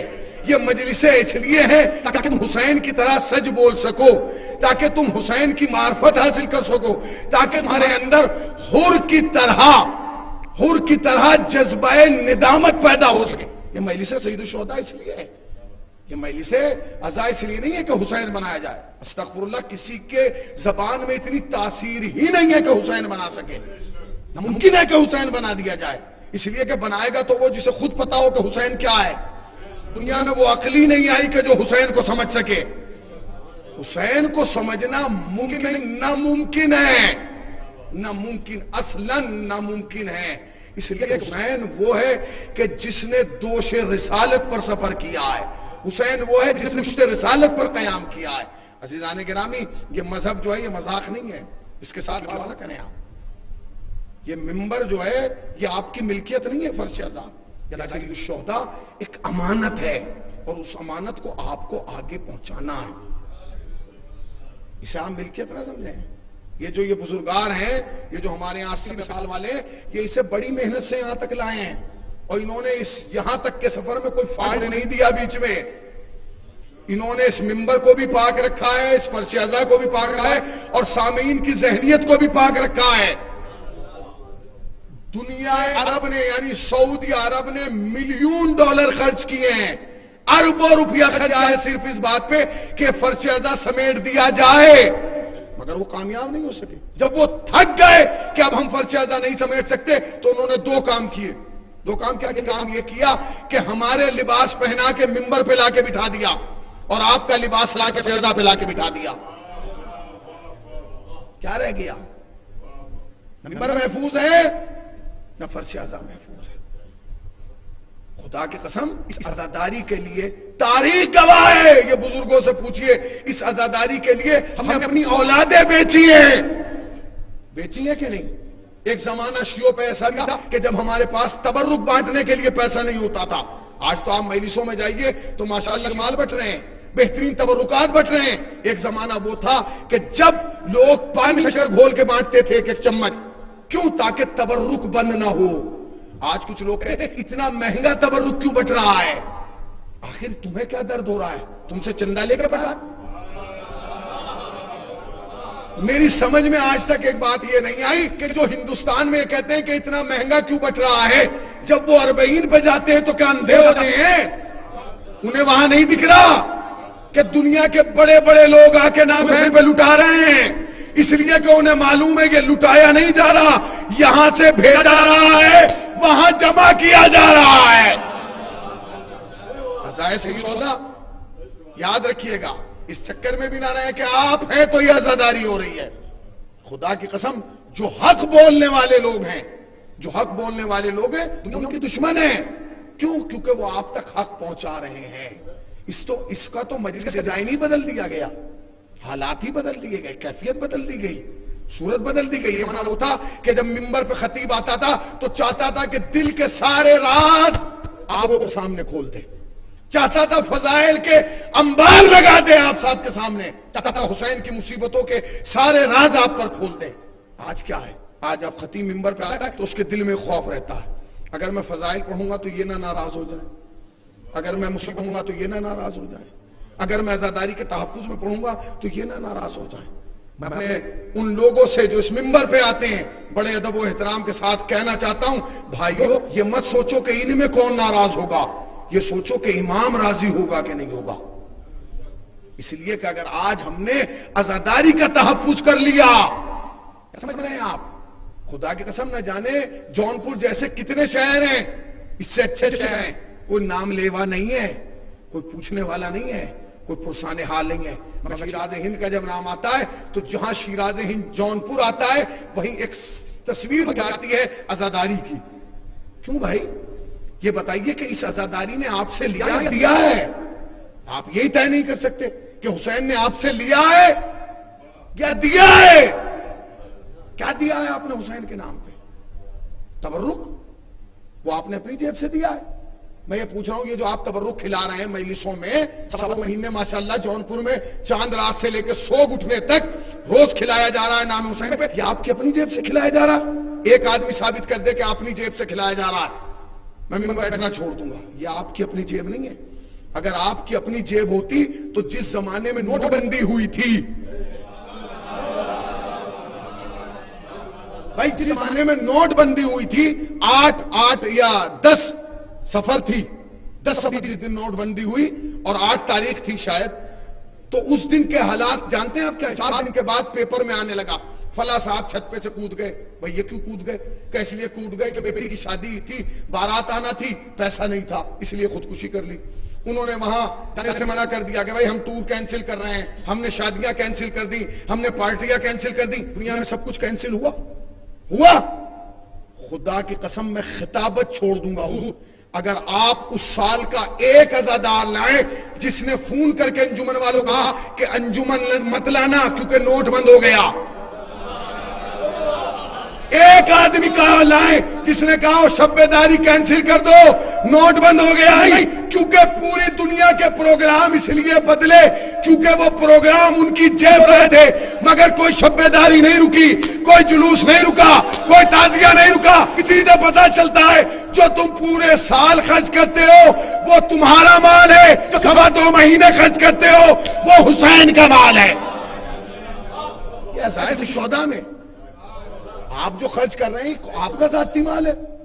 اگر آپ خرچ کر رہے ہیں تو جیسے بیٹی کی شادی میں 10 لاکھ خرچ کر کے روتے ہیں نا، بڑا خرچ ہو گیا، ولیمہ کر دیا 5 لاکھ، ایسے روئیے عزاداری میں خرچ کر کے، چاہے جتنا خرچ ہوتا ہے سکون ملتا ہے، بھائی بڑا زبردست۔ اچھا جتنے زیادہ عزادار آتے ہیں اتنی خوشی ہوتی ہے، ولیمے میں جب بھیڑ بڑھتی ہے تو پسینے آنے لگتے ہیں، کھانا کم نہ ہو جائے۔ بھائی ولیمے میں جب بھیڑ بڑھتی ہے تو پسینے آنے لگتے ہیں، اتنے کہاں سے آ گئے؟ ہم نے تو انہیں بلایا بھی نہیں تھا، کارڈ ایک آدمی کا دیا تھا آپ پورے، مگر خوف رہتا ہے کہ کھانا کم نہ ہو جائے۔ مگر جب عزاداری میں بڑھتے ہیں تو دل خوش ہوتا ہے کیونکہ جانتے ہیں نہ انتظام ہمارا ہے نہ ہم مالک ہیں، مالک حسین ہے، انتظام بھی حسین کا ہے۔ عزاداری سے خوش ہوتا ہے۔ کیا دے رہے ہیں آپ حسین کو؟ حسین کو آپ دے کیا رہے ہیں؟ میرا سوال ہے، تبرک کے نام پہ کچھ، اس کے بعد کیا؟ ذرا مرا سا خون وہ بھی کب دے رہے ہیں؟ میں نے بھی بھائی کم سے کم پورے ہندوستان کا تو دورہ کر لیا خطابت کے صدقے میں۔ یہ جو آپ زنجیر لگا رہے ہیں یہ کتنے کب لگا رہے ہیں؟ پہلی محرم کو لگا رہے ہیں؟ بتائیے کیا آپ نے کسی گاؤں میں دیکھا ہے کہ چاند رات کو ماتم ہو رہا ہو؟ نہیں۔ پہلی محرم کو ماتم ہو رہا ہو؟ نہیں۔ 2 محرم کو ماتم ہو رہا ہو؟ نہیں۔ 3 محرم کو ماتم ہو رہا ہو؟ نہیں۔ 4 محرم کو ماتم ہو رہا ہو؟ نہیں۔ 5 کو ہو رہا ہو؟ نہیں۔ 6 7 8 نہیں، 10 دن کے بعد آپ عاشور کو ماتم کرتے ہیں۔ کیوں بھائی؟ پہلے کیوں نہیں کر لیتے؟ کہ آپ کو حسین یاد نہیں آتا؟ نہیں، حسین چاہتے ہیں کہ 10ویں دن ہو۔ کیوں؟ کیونکہ پہلے دن حسین تمہیں اپنا کھلاتا ہے، پہلے 10 دن اپنا کھلاتا ہے۔ جو خون تبرک کے صدقے میں بنتا ہے وہی فرش عزا پہ گرا ہے۔ یہ عزائے سید الشہداء، یہ عزائے سید الشہداء ہے جانے گرام، اس پہ کوئی کمپرومائز نہیں ہوگا۔ آج آپ دیکھیے دنیا کے حالات کیا ہیں، سب سے زیادہ دشمنی جو ہے اسی فرش عزا کی ہے۔ کیوں بھائی؟ آخر کیوں؟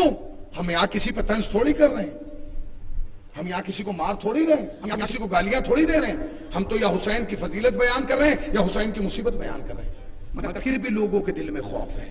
جانتے ہیں خوف کیوں ہے؟ اس لیے کہ جب ہم حسین کے باپ کی فضیلت بیان کرتے ہیں تو ان کو ان کی اور ان کے باپ کی غربت یاد آنے لگتی ہے۔ وہ سوچتے ہیں کہ جب حسین تو اتنا امیر ہے، باپ ایسا ہے، اور جنہیں ہم مانتے ہیں وہ خود ایسا، ابا ایسے، تو مسئلہ یہاں پیدا ہو جاتا ہے۔ عزائے سید الشہداء کے لیے لوگوں نے قربانی دی ہے۔ یہ جو شہر ہیں ہندوستان میں 4-5 کہ جونپور عزا ہے، لکھنؤ، حیدرآباد، یہ ایسے تھوڑی ہیں، اس کی ایک تاریخ رہی ہے۔ نوابین نے اپنی حکومتیں قربان کی ہیں عزائے سید الشہداء کے لیے۔ جانتے ہیں لوگوں نے اپنی اولادیں بیچ دی ہیں، مگر ہمیں تو نہیں پتا چلا کہ آج تک کوئی حسین کو قربان کرنے والا غریب ہوا ہو. نہیں ہوا. خدا کے واسطے یاد رکھیے گا جو بھی پیغام یہاں سے دیا جائے ضروری نہیں صحیح ہو, اسے آپ دیکھیے کہ کہیں ہمارے عقیدے کو خراب کر رہا ہے یا آگے بڑھا رہا ہے. یہ آپ کی ذمہ داری ہے, یہ آپ شرعی ذمہ داری ہے. عزائے سید الشہداء یاد رکھیے گا عزیزان گرامی, امام حسین علیہ السلام کو وہ عزادار بالکل پسند نہیں ہے جو مصلی سے دور ہو, اور اللہ کو وہ نمازی بالکل پسند نہیں ہے جو فرش عزا سے دور ہو.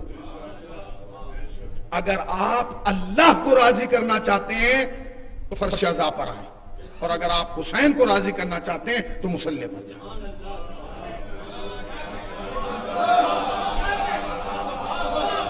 کیا آپ کی شرعی ذمہ داری ہے. مسجد ویران نہ ہو. جانتے ہیں علامہ حسن نصر اللہ صاحب کا جملہ, وہ کہتے ہیں جب جلوسوں میں جاؤ تو باوضو جایا کرو, اس لیے کہ جہاں بھی نماز کا وقت آ جائے فوراً وہ صف جو ماتم کے لیے لگی تھی وہ جماعت میں بدل جائے. آئے ہائے, تاکہ پتہ چل جائے کہ مکتب حسین بھی ہمارے ساتھ ہے, مقصد حسین بھی ہمارے ساتھ ہے. عزائے سید الشہداء آج آپ پوری دنیا میں جائیں, دیکھیں حالات کیا ہیں. خدا کا شکر ادا کیجئے کہ ہمارے پاس ایسے عزاداری کرنے کے موقع ہیں, ماحول ہے. آپ عزاداری کرتے ہیں, آپ کو کوئی روکنے والا نہیں ہے. آپ رات کے 10 بجے سے لے کے صبح 4 بجے تک مجلس کیجئے, نوحے کیجئے, ماتم کیجئے, کوئی روکنے والا ہے؟ دیکھیے آپ بغل والے ملک کے حالات. تھوڑا سا آدمی تحفظ عزا کے لیے بولتا ہے, تھوڑا سا آدمی عزائے سید الشہداء کے لیے بولتا ہے, تھوڑا سا آدمی فضائل آل محمد بیان کرتا ہے, فوراً دشمن نکل کے آ جاتے ہیں. دشمن ابھی آپ نے تو دیکھا ہوگا 2 دن پہلے یا 3 دن پہلے جو ہے وہ فیس بک پر ایک پیغام چلا تھا کہ علامہ شہنشاہ نقوی کو جو ہے وہاں کے ایک بہت بڑے آدمی نے جو ہے وہ ان کی توہین کی اور دھمکی دی ہے. کیوں دھمکی دی ہے؟ اس لیے دھمکی دی ہے کیونکہ جانتا ہے کہ جب بھی یہ بولتا ہے تحفظ اہل بیت میں بولتا ہے. عزیزان گرامی یاد رکھیے گا, یہ عزاداری جو ہے یہ آپ کی, میں پھر وہی کہوں گا, میراث نہیں ہے, ملکیت نہیں ہے, امانت ہے. اور امانت اس کی ہے, جواب بھی آپ کو اسی کو دینا ہے. ایسا نہیں ہے کہ امام بارگاہ, یہ تو فلاں صاحب کا امام بارگاہ ہے. فلاں صاحب کا کیا مطلب؟ یہ تو فلاں صاحب کی مجلس ہے. فلاں صاحب کی کیا مطلب؟ مجلس بھی حسین کی ہے, امام بارگاہ بھی حسین کا ہے, جلوس بھی حسین کا ہے, خطیب بھی حسین کا ہے, مرثیہ بھی حسین کا ہے, سوز بھی حسین کا ہے, سلام بھی حسین کا ہے, اور تم عزادار بھی حسین کے ہو. آج پوری دنیا میں جائیے آپ, عزائے سید الشہداء پہ کتنا خرچ ہو رہا ہے. دل کھول کے لوگ خرچ کر رہے ہیں, اور خدا کی قسم جن کے پاس خرچ کرنے کو نہیں ہے وہ دعا مانگتے ہیں, پروردگار ہمیں دے تاکہ ہم نام حسین پہ خرچ کر سکیں. یہی تو زمانہ ہے جو عزاداری ہو گئی ہے. دیکھا نہیں آپ نے عراق میں 35 سال عزاداری بند رہی ہے. کیوں رہی ہے؟ کہ ظالم جابر بادشاہ تھا, ختم ہو گیا, کہانی ختم ہو گئی. آج نہ اس کا نام ہے, نہ اس کے باپ کا نام ہے, نہ اس کی اولاد کا نام ہے, نہ اس کی نسل کا نام ہے. مگر حسین کا نام کل بھی تھا, آج بھی ہے, قیامت تک رہے گا. یاد رکھنا, جب کوئی حسین کے لیے دل سے اتنا سا کام کرتا ہے نا تو حسین پھر اسے مرنے نہیں دیتے, وہ برسوں تک زندہ رہتا ہے. جس نے حسین کے لیے کتاب لکھی وہ برسوں تک زندہ رہا, جس نے حسین کے لیے ایک نوحہ لکھا وہ برسوں تک زندہ رہا, جس نے حسین کے لیے ایک قطعہ لکھا وہ برسوں تک زندہ رہا, جس نے حسین کے لیے ایک مرثیہ لکھا وہ برسوں تک زندہ رہا, جس نے حسین کی حمایت میں ایک لفظ کہا حسین نے اسے مرنے نہیں دیا. کیوں؟ اس لیے کہ جتنی خواہش تمہیں حسین سے ملنے کی ہے اتنی خواہش حسین کو تم سے ملنے کی. ہم لوگ کربلا جاتے ہیں, کیا سوچ کے جاتے ہیں؟ ہم زیارت حسین کے لیے جا رہے ہیں. روایت جا کے پڑھیے, جب آپ کربلا جاتے ہیں تو حسین خود تم سے ملاقات کے لیے آتے ہیں. آیت اللہ مرشی نجفی دنیا شیعت کے بہت بڑے عارف ہیں, وہ کہتے ہیں کہ میں امام حسین کے حرم میں تھا, میری آنکھ لگی, میں نے دیکھا کہ امام حسین زری سے نکل کے کہیں جا رہے ہیں. میں نے پوچھا آقا کہاں جا رہے ہیں مولا اس رات کے سناٹے میں؟ فرمایا فلاں ملک سے میرا ایک زائر آیا ہے اور جب سے آیا ہے بخار میں مبتلا ہے, میں اس کی عیادت کے لیے جا رہا ہوں. مولا آپ جا رہے ہیں؟ فرمایا اس لیے کیونکہ جب وہ اپنا ملک چھوڑ کے اتنی دور میرے لیے آ سکتا ہے تو کیا میں اس کے لیے, کیا مطلب؟ حسین تمہیں کتنا چاہتے ہیں تم سوچ نہیں سکتے, تمہیں احساس نہیں ہے, تم محسوس نہیں کر رہے ہو کہ حسین تمہیں کتنا چاہتے ہو. جتنا تم اپنی اولاد کو چاہتے ہو اس سے کہیں زیادہ حسین تمہیں چاہتے ہیں. ہم گناہگار ہیں پھر بھی حسین چاہ رہے ہیں، ہم خاکی ہیں پھر بھی حسین چاہ رہے ہیں، ہم عاصی ہیں پھر بھی حسین چاہ رہے ہیں، ہم روز گناہ کر رہے ہیں پھر بھی حسین چاہ رہے ہیں۔ مولا ابھی تم نے کہا فرش اعظم پہ بیٹھ کے مولا ہمارے گناہوں کو معاف کر دیجیے، جیسے بھی ہیں مولا ہیں تو آپ کے، گناہگار صحیح مگر آپ کے ہیں، عاصی صحیح مگر آپ کے ہیں مولا، ہم نے بڑی خطائیں کی ہیں مگر آپ کے ہیں مولا، آپ مشکل کشا کے بیٹے ہیں مولا، آپ کے دربار میں بڑی وسعت ہے مولا، ہماری گناہوں کو معاف فرمائیے۔ کہا نہیں کہا، پھر بھی ہر شیعہ کے دل میں گناہوں کے بعد بھی نجات کا یقین ہونا، یہ کرم حسین کی دلیل ہے بھائی۔ ہم روز گناہ کر رہے ہیں پھر بھی سوچ رہے ہیں کہ نہیں نجات تو ہوئی جائے گی، کیوں؟ اس لیے کہ تمہارے پاس حسین ہے۔ خدا کی قسم حسین نے تمہیں زندگی دینے کے لیے اپنی شہرگ حیات کا لہو دیا ہے۔ ہم تھک جاتے ہیں نا، ہماری عادت ہے، انسان ہے تھک جاتا ہے، ایک طویل مرثیہ خوانی ہوئی، پھر پیش خوانی کا سلسلہ رہا، پھر ایک مجلس ہوئی، میں بیٹھ گیا، ابھی نوحہ بھی ہوگا، آپ تھک گئے، پھر دوسری مجلس میں بھی جانا ہے، مگر یہ سوچ کے مجلس میں آیا کریں کہ وہ جو پرسہ لینے والی آئی ہے وہ نہیں تھکتی ہے،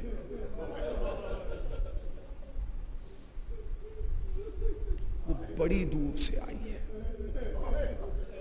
اس نے بڑا لمبا سفر کیا ہے، تم تک پہنچنے کے لیے بڑی مصیبتوں کا سامنا کیا ہے، تمہیں یہ فرش اعظم بڑی آسانی سے مل گیا، تمہیں یہ فرش اعظم بڑے سکون سے مل گیا، تم سوچ رہے ہو تمہارے آبا و اجداد نے تمہیں دے دیا، نہیں، اس کی ایک مالکین ہے جس کا نام زینب ہے، بڑی مصیبتوں سے ملا ہے۔ میں ایک روایت پڑھ رہا ہوں، اسی پہ مجلس تمام ہو جائے گی۔ جانتے ہیں جب قافلہ مدینے سے کربلا آیا تھا تو اس قافلے میں 64 بچے تھے، کتنے؟ 64۔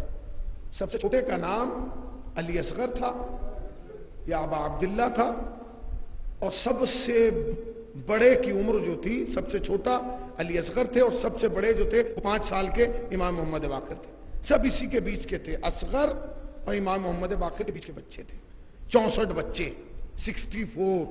جانتے ہیں مصیبت کیا ہے؟ جب قافلہ مدینے سے آیا تو 64 بچے تھے، جب واپس مدینے گیا تو صرف 4 بچے تھے۔ تم تھک گئے ہو شاید، 64 بچے، اور جب واپس گیا تو صرف 4 بچے بچے تھے، کہاں چلے گئے؟ جانتے ہیں کربلا میں مولا کائنات کی بیٹی ہے جس کا نام ہے خدیجہ، ان کے 2 بچے تھے، جب شام غریبہ خیمے میں آگ لگ گئی اور جناب زینب آئیں باہر نکل کے، اور بی بی نے کہا کہ تمام بیویاں اپنے بچوں کو ڈھونڈیں، تلاش کریں کہاں ہیں، سب بچے جمع ہو گئے، تو خدیجہ اٹھ کے آئیں اور کہا بی بی سب کے بچے آ گئے، مجھے میرے بچے دکھائی نہیں دے رہے۔ تو جناب زینب جناب خدیجہ کا ہاتھ پکڑ کے چلیں، جب مقتل میں آئیں تو جانتے ہیں کیا دیکھا کہ دونوں بھائی ایک دوسرے کی باہوں میں گلے میں باہیں ڈالیں اور گھوڑے کی ٹاپوں سے پامال کیا جا رہا ہے، اور جب بھی ٹاپ پڑتی ہے تو وہ کہتا ہے اماں اماں۔ 2 تو یہ شہید ہو گئے، اور کہاں چلے گئے؟ جانتے ہیں ابھی جو مولانا نے تذکرہ کیا، جب 11 محرم کو قافلہ چلا ہے نا کربلا سے، تو تاریخ کہتی ہے تمام بیویوں کے ہاتھ پسے پشت باندھ دیے گئے رسیوں سے۔ اب سن لیجیے، اسی پہ میں مجلس تمام کر دوں گا۔ تمام بیویوں کے ہاتھ پسے پشت باندھ دیے گئے، اور ان کے جو بچے تھے نا، 1.5 سال کے، 2 سال کے، 2.5 سال کے، 3 سال کے، 3.5 سال کے، ان بچوں کو ان کی ماں کی گردن میں ایسے ٹانگ دیا گیا، ہاتھ باندھے نہیں گئے، ایسے کر کے ٹانگ دیا گیا، ہاتھ پھنسا کے، جیسے کہتے نہیں بچے کو کہ لو اماں کی گردن میں لٹک جاؤ، ماں کے ہاتھ پسے پشت بندھے، اور بچہ ماں کی گردن میں ایسے کر کے لٹکا ہے، اور شبر کمینے نے حکم دیا کہ اونٹوں کو دوڑاؤ۔ جب اونٹ دوڑتے تھے تو بچہ کہتا تھا اماں میرے ہاتھ چھوٹ رہے ہیں، اے ماں میرے ہاتھ چھوٹ رہے ہیں۔ سن لیے تم نے صاحب بھائی، ایک جملہ سن لو مجلس تمام۔ جب بھی اونٹ دوڑتا تھا اور دہکا لگتا تھا تو بچہ کہتا تھا اماں میرے ہاتھ چھوٹ رہے ہیں، اس لیے کہ بچے کے ہاتھ گردن میں اور لب ماں کے کان کے قریب ہیں، کہتا تھا اماں میرے ہاتھ چھوٹ رہے ہیں، اماں میرے ہاتھ چھوٹ رہے ہیں۔ ماں رو کے کہتی تھی میرے لال میرے ہاتھ بندھے ہیں، اے میرے لال میرے ہاتھ بنے. بچہ فریاد کرتا رہتا تھا اماں میرے ہاتھ چھوڑے. ادھر بچے کے ہاتھ چھوٹتے تھے, بچہ زمین پہ گرتا تھا, پچھلے اونٹ کا پاؤں بچے کی کمر پہ پڑتا تھا.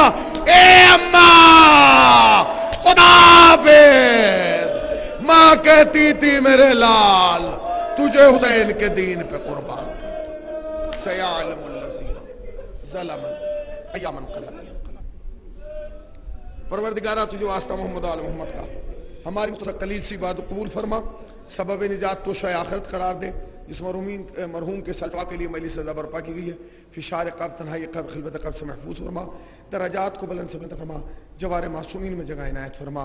حاضرین کو سال کے اندر اندر زیارت کربلا مولا سے مشرف فرما. میرے اللہ جو ایک بار جا چکا ہے اسے 2 بار بلا لے, جو 2 بار جا چکا ہے اسے بار بار بلا لے. آنکھ بند نہ ہو جب تک روزہ حسین کا دیدار نہ کر لیں. اے میرے اللہ ہمارے گناہوں کو بخش دے, بخش دے, بخش دے. ہماری عاقبت کو بخیر فرما, بخیر فرما, بخیر فرما. ہم وارث کو تو بے وارثوں کی طرح زندگی گزاریں. وارث حقیقی حضرت حجت کے ظہور میں تعجیل فرما. ہمیں سرکار کے اعوان و انصار میں شمار فرما. 1 مرتبہ سورہ الحمد اور 3 مرتبہ سورہ اخلاص کی تلاوت فرما کر محمد ہاشم صاحب کی روح کو وصال فرمائے. محمد ہاشم ابن سبحان علی صاحب کی روح کو وصال فرمائے.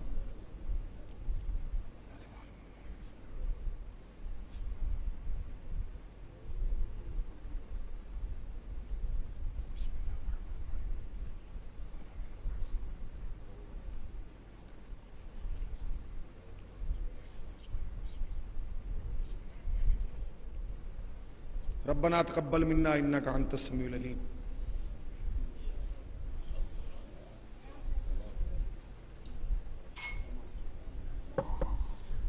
میں کاشف کاکوری صاحب سے گزارش کروں گا کہ معائنہ حاصل کریں اور اس کے بعد انجمن الفقاریہ مسجد چلانا ختم کرے گی. کاشف کاکوری.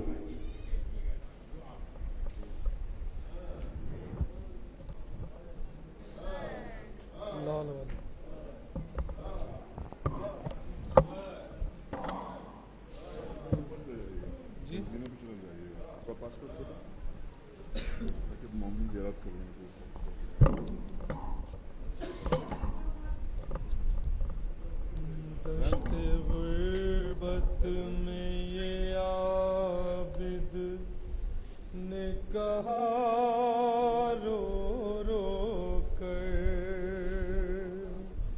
دھوپ سے لاش اٹھاؤں تو کہاں لے جاؤں. دشت غربت میں یہ عابد نے کہا رو رو کر, دھوپ سے لاش اٹھاؤں تو کہاں لے جاؤں. دور تک حشر کا منظر ہے نہ سایہ نہ شجر, دھوپ سے لاش اٹھاؤں تو کہاں لے جاؤں. دشت غربت میں یہ عابد نے کہا رو رو کر, دھوپ سے لاش اٹھاؤں تو کہاں لے جاؤں. دور تک حشر کا منظر ہے نہ سایہ نہ شجر, دھوپ سے لاش اٹھاؤں تو کہاں لے جاؤں. دشت غربت میں یہ عابد نے کہا رو رو کر, دھوپ سے لاش اٹھاؤں تو کہاں لے جاؤں. لاش کو دفن کروں کیسے بناؤں تربت, ایک کفن بھی نہیں کس طرح اٹھاؤں میت. اتنا مجبور ہوں میں ہائے رے میری قسمت اتنا مجبور ہوں میں ہائے رے میری قسمت سورج بھی چلایا سوانے سے پر دھوپ سے لاش اٹھاؤں تو کہاں لے جاؤں دشت غربت میں یہ عابد نے کہا رو رو کر دھوپ سے لاش اٹھاؤں تو کہاں لے جاؤں ہائے بے شیر کو بھی قبر میں رہنے نہ دیا قبر سے اس کو نکالا ہے چبھا کر نیزہ تیر سے کٹ چکی گردن کو دوبارہ کاٹا تیر سے کٹ چکی گردن کو دوبارہ کاٹا دیکھو جلتی ہوئی ریتی پپڑا ہے اصغر دھوپ سے لاش اٹھاؤں تو کہاں لے جاؤں دشت غربت میں یہ عابد نے کہا رو رو کر دھوپ سے لاش اٹھاؤں تو کہاں لے جاؤں ایسی حالت میں بھلا دل کو سنبھالوں کیسے انگلیاں کاٹ لی ظالم نے انگوٹھی کے لیے تیر و تلوار سے بابا کے کئی ٹکڑے کیے تیر و تلوار سے بابا کے کئی ٹکڑے کیے نوکے نیزہ پر چڑھایا گیا مظلوم کا سر دھوپ سے لاش اٹھاؤں تو کہاں لے جاؤں دشت غربت میں یہ عابد نے کہا رو رو کر دھوپ سے لاش اٹھاؤں تو کہاں لے جاؤں ہائے ہم شکل پیمبر کا جنازہ دیکھا فخر یوسف کے کلیجے کو تڑپتا دیکھا گرم ریتی پسو لگتا ہوا چہرہ دیکھا گرم ریتی پسو لگتا ہوا چہرہ دیکھا دیکھ کر لاش جمع دشت میں پھٹتا ہے جگر دھوپ سے لاش اٹھاؤں تو کہاں لے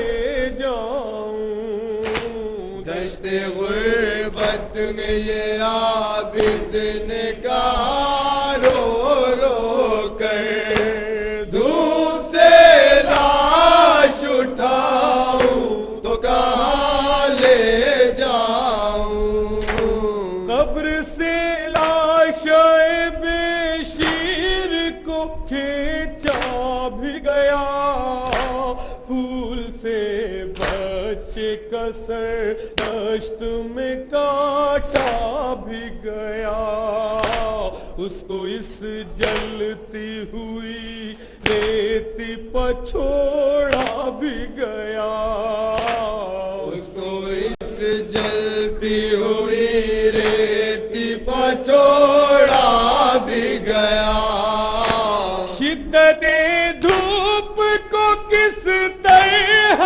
سہے گا دل پر دھوپ سے لاش اٹھاؤں تو کہاں لے جاؤں دشتے غربت میں یہ عابد نے کہا رو رو کر دھوپ سے لاش اٹھاؤں تو کہاں لے جاؤں کربلا میں یہ تھا سجاد کا نوحہ شہرت سن کے جس کو دل مومن ہے تڑپتا شہرت کیوں نہ آنکھوں سے بہے اشکوں کا دریا شہرت کیوں نہ آنکھوں سے بہے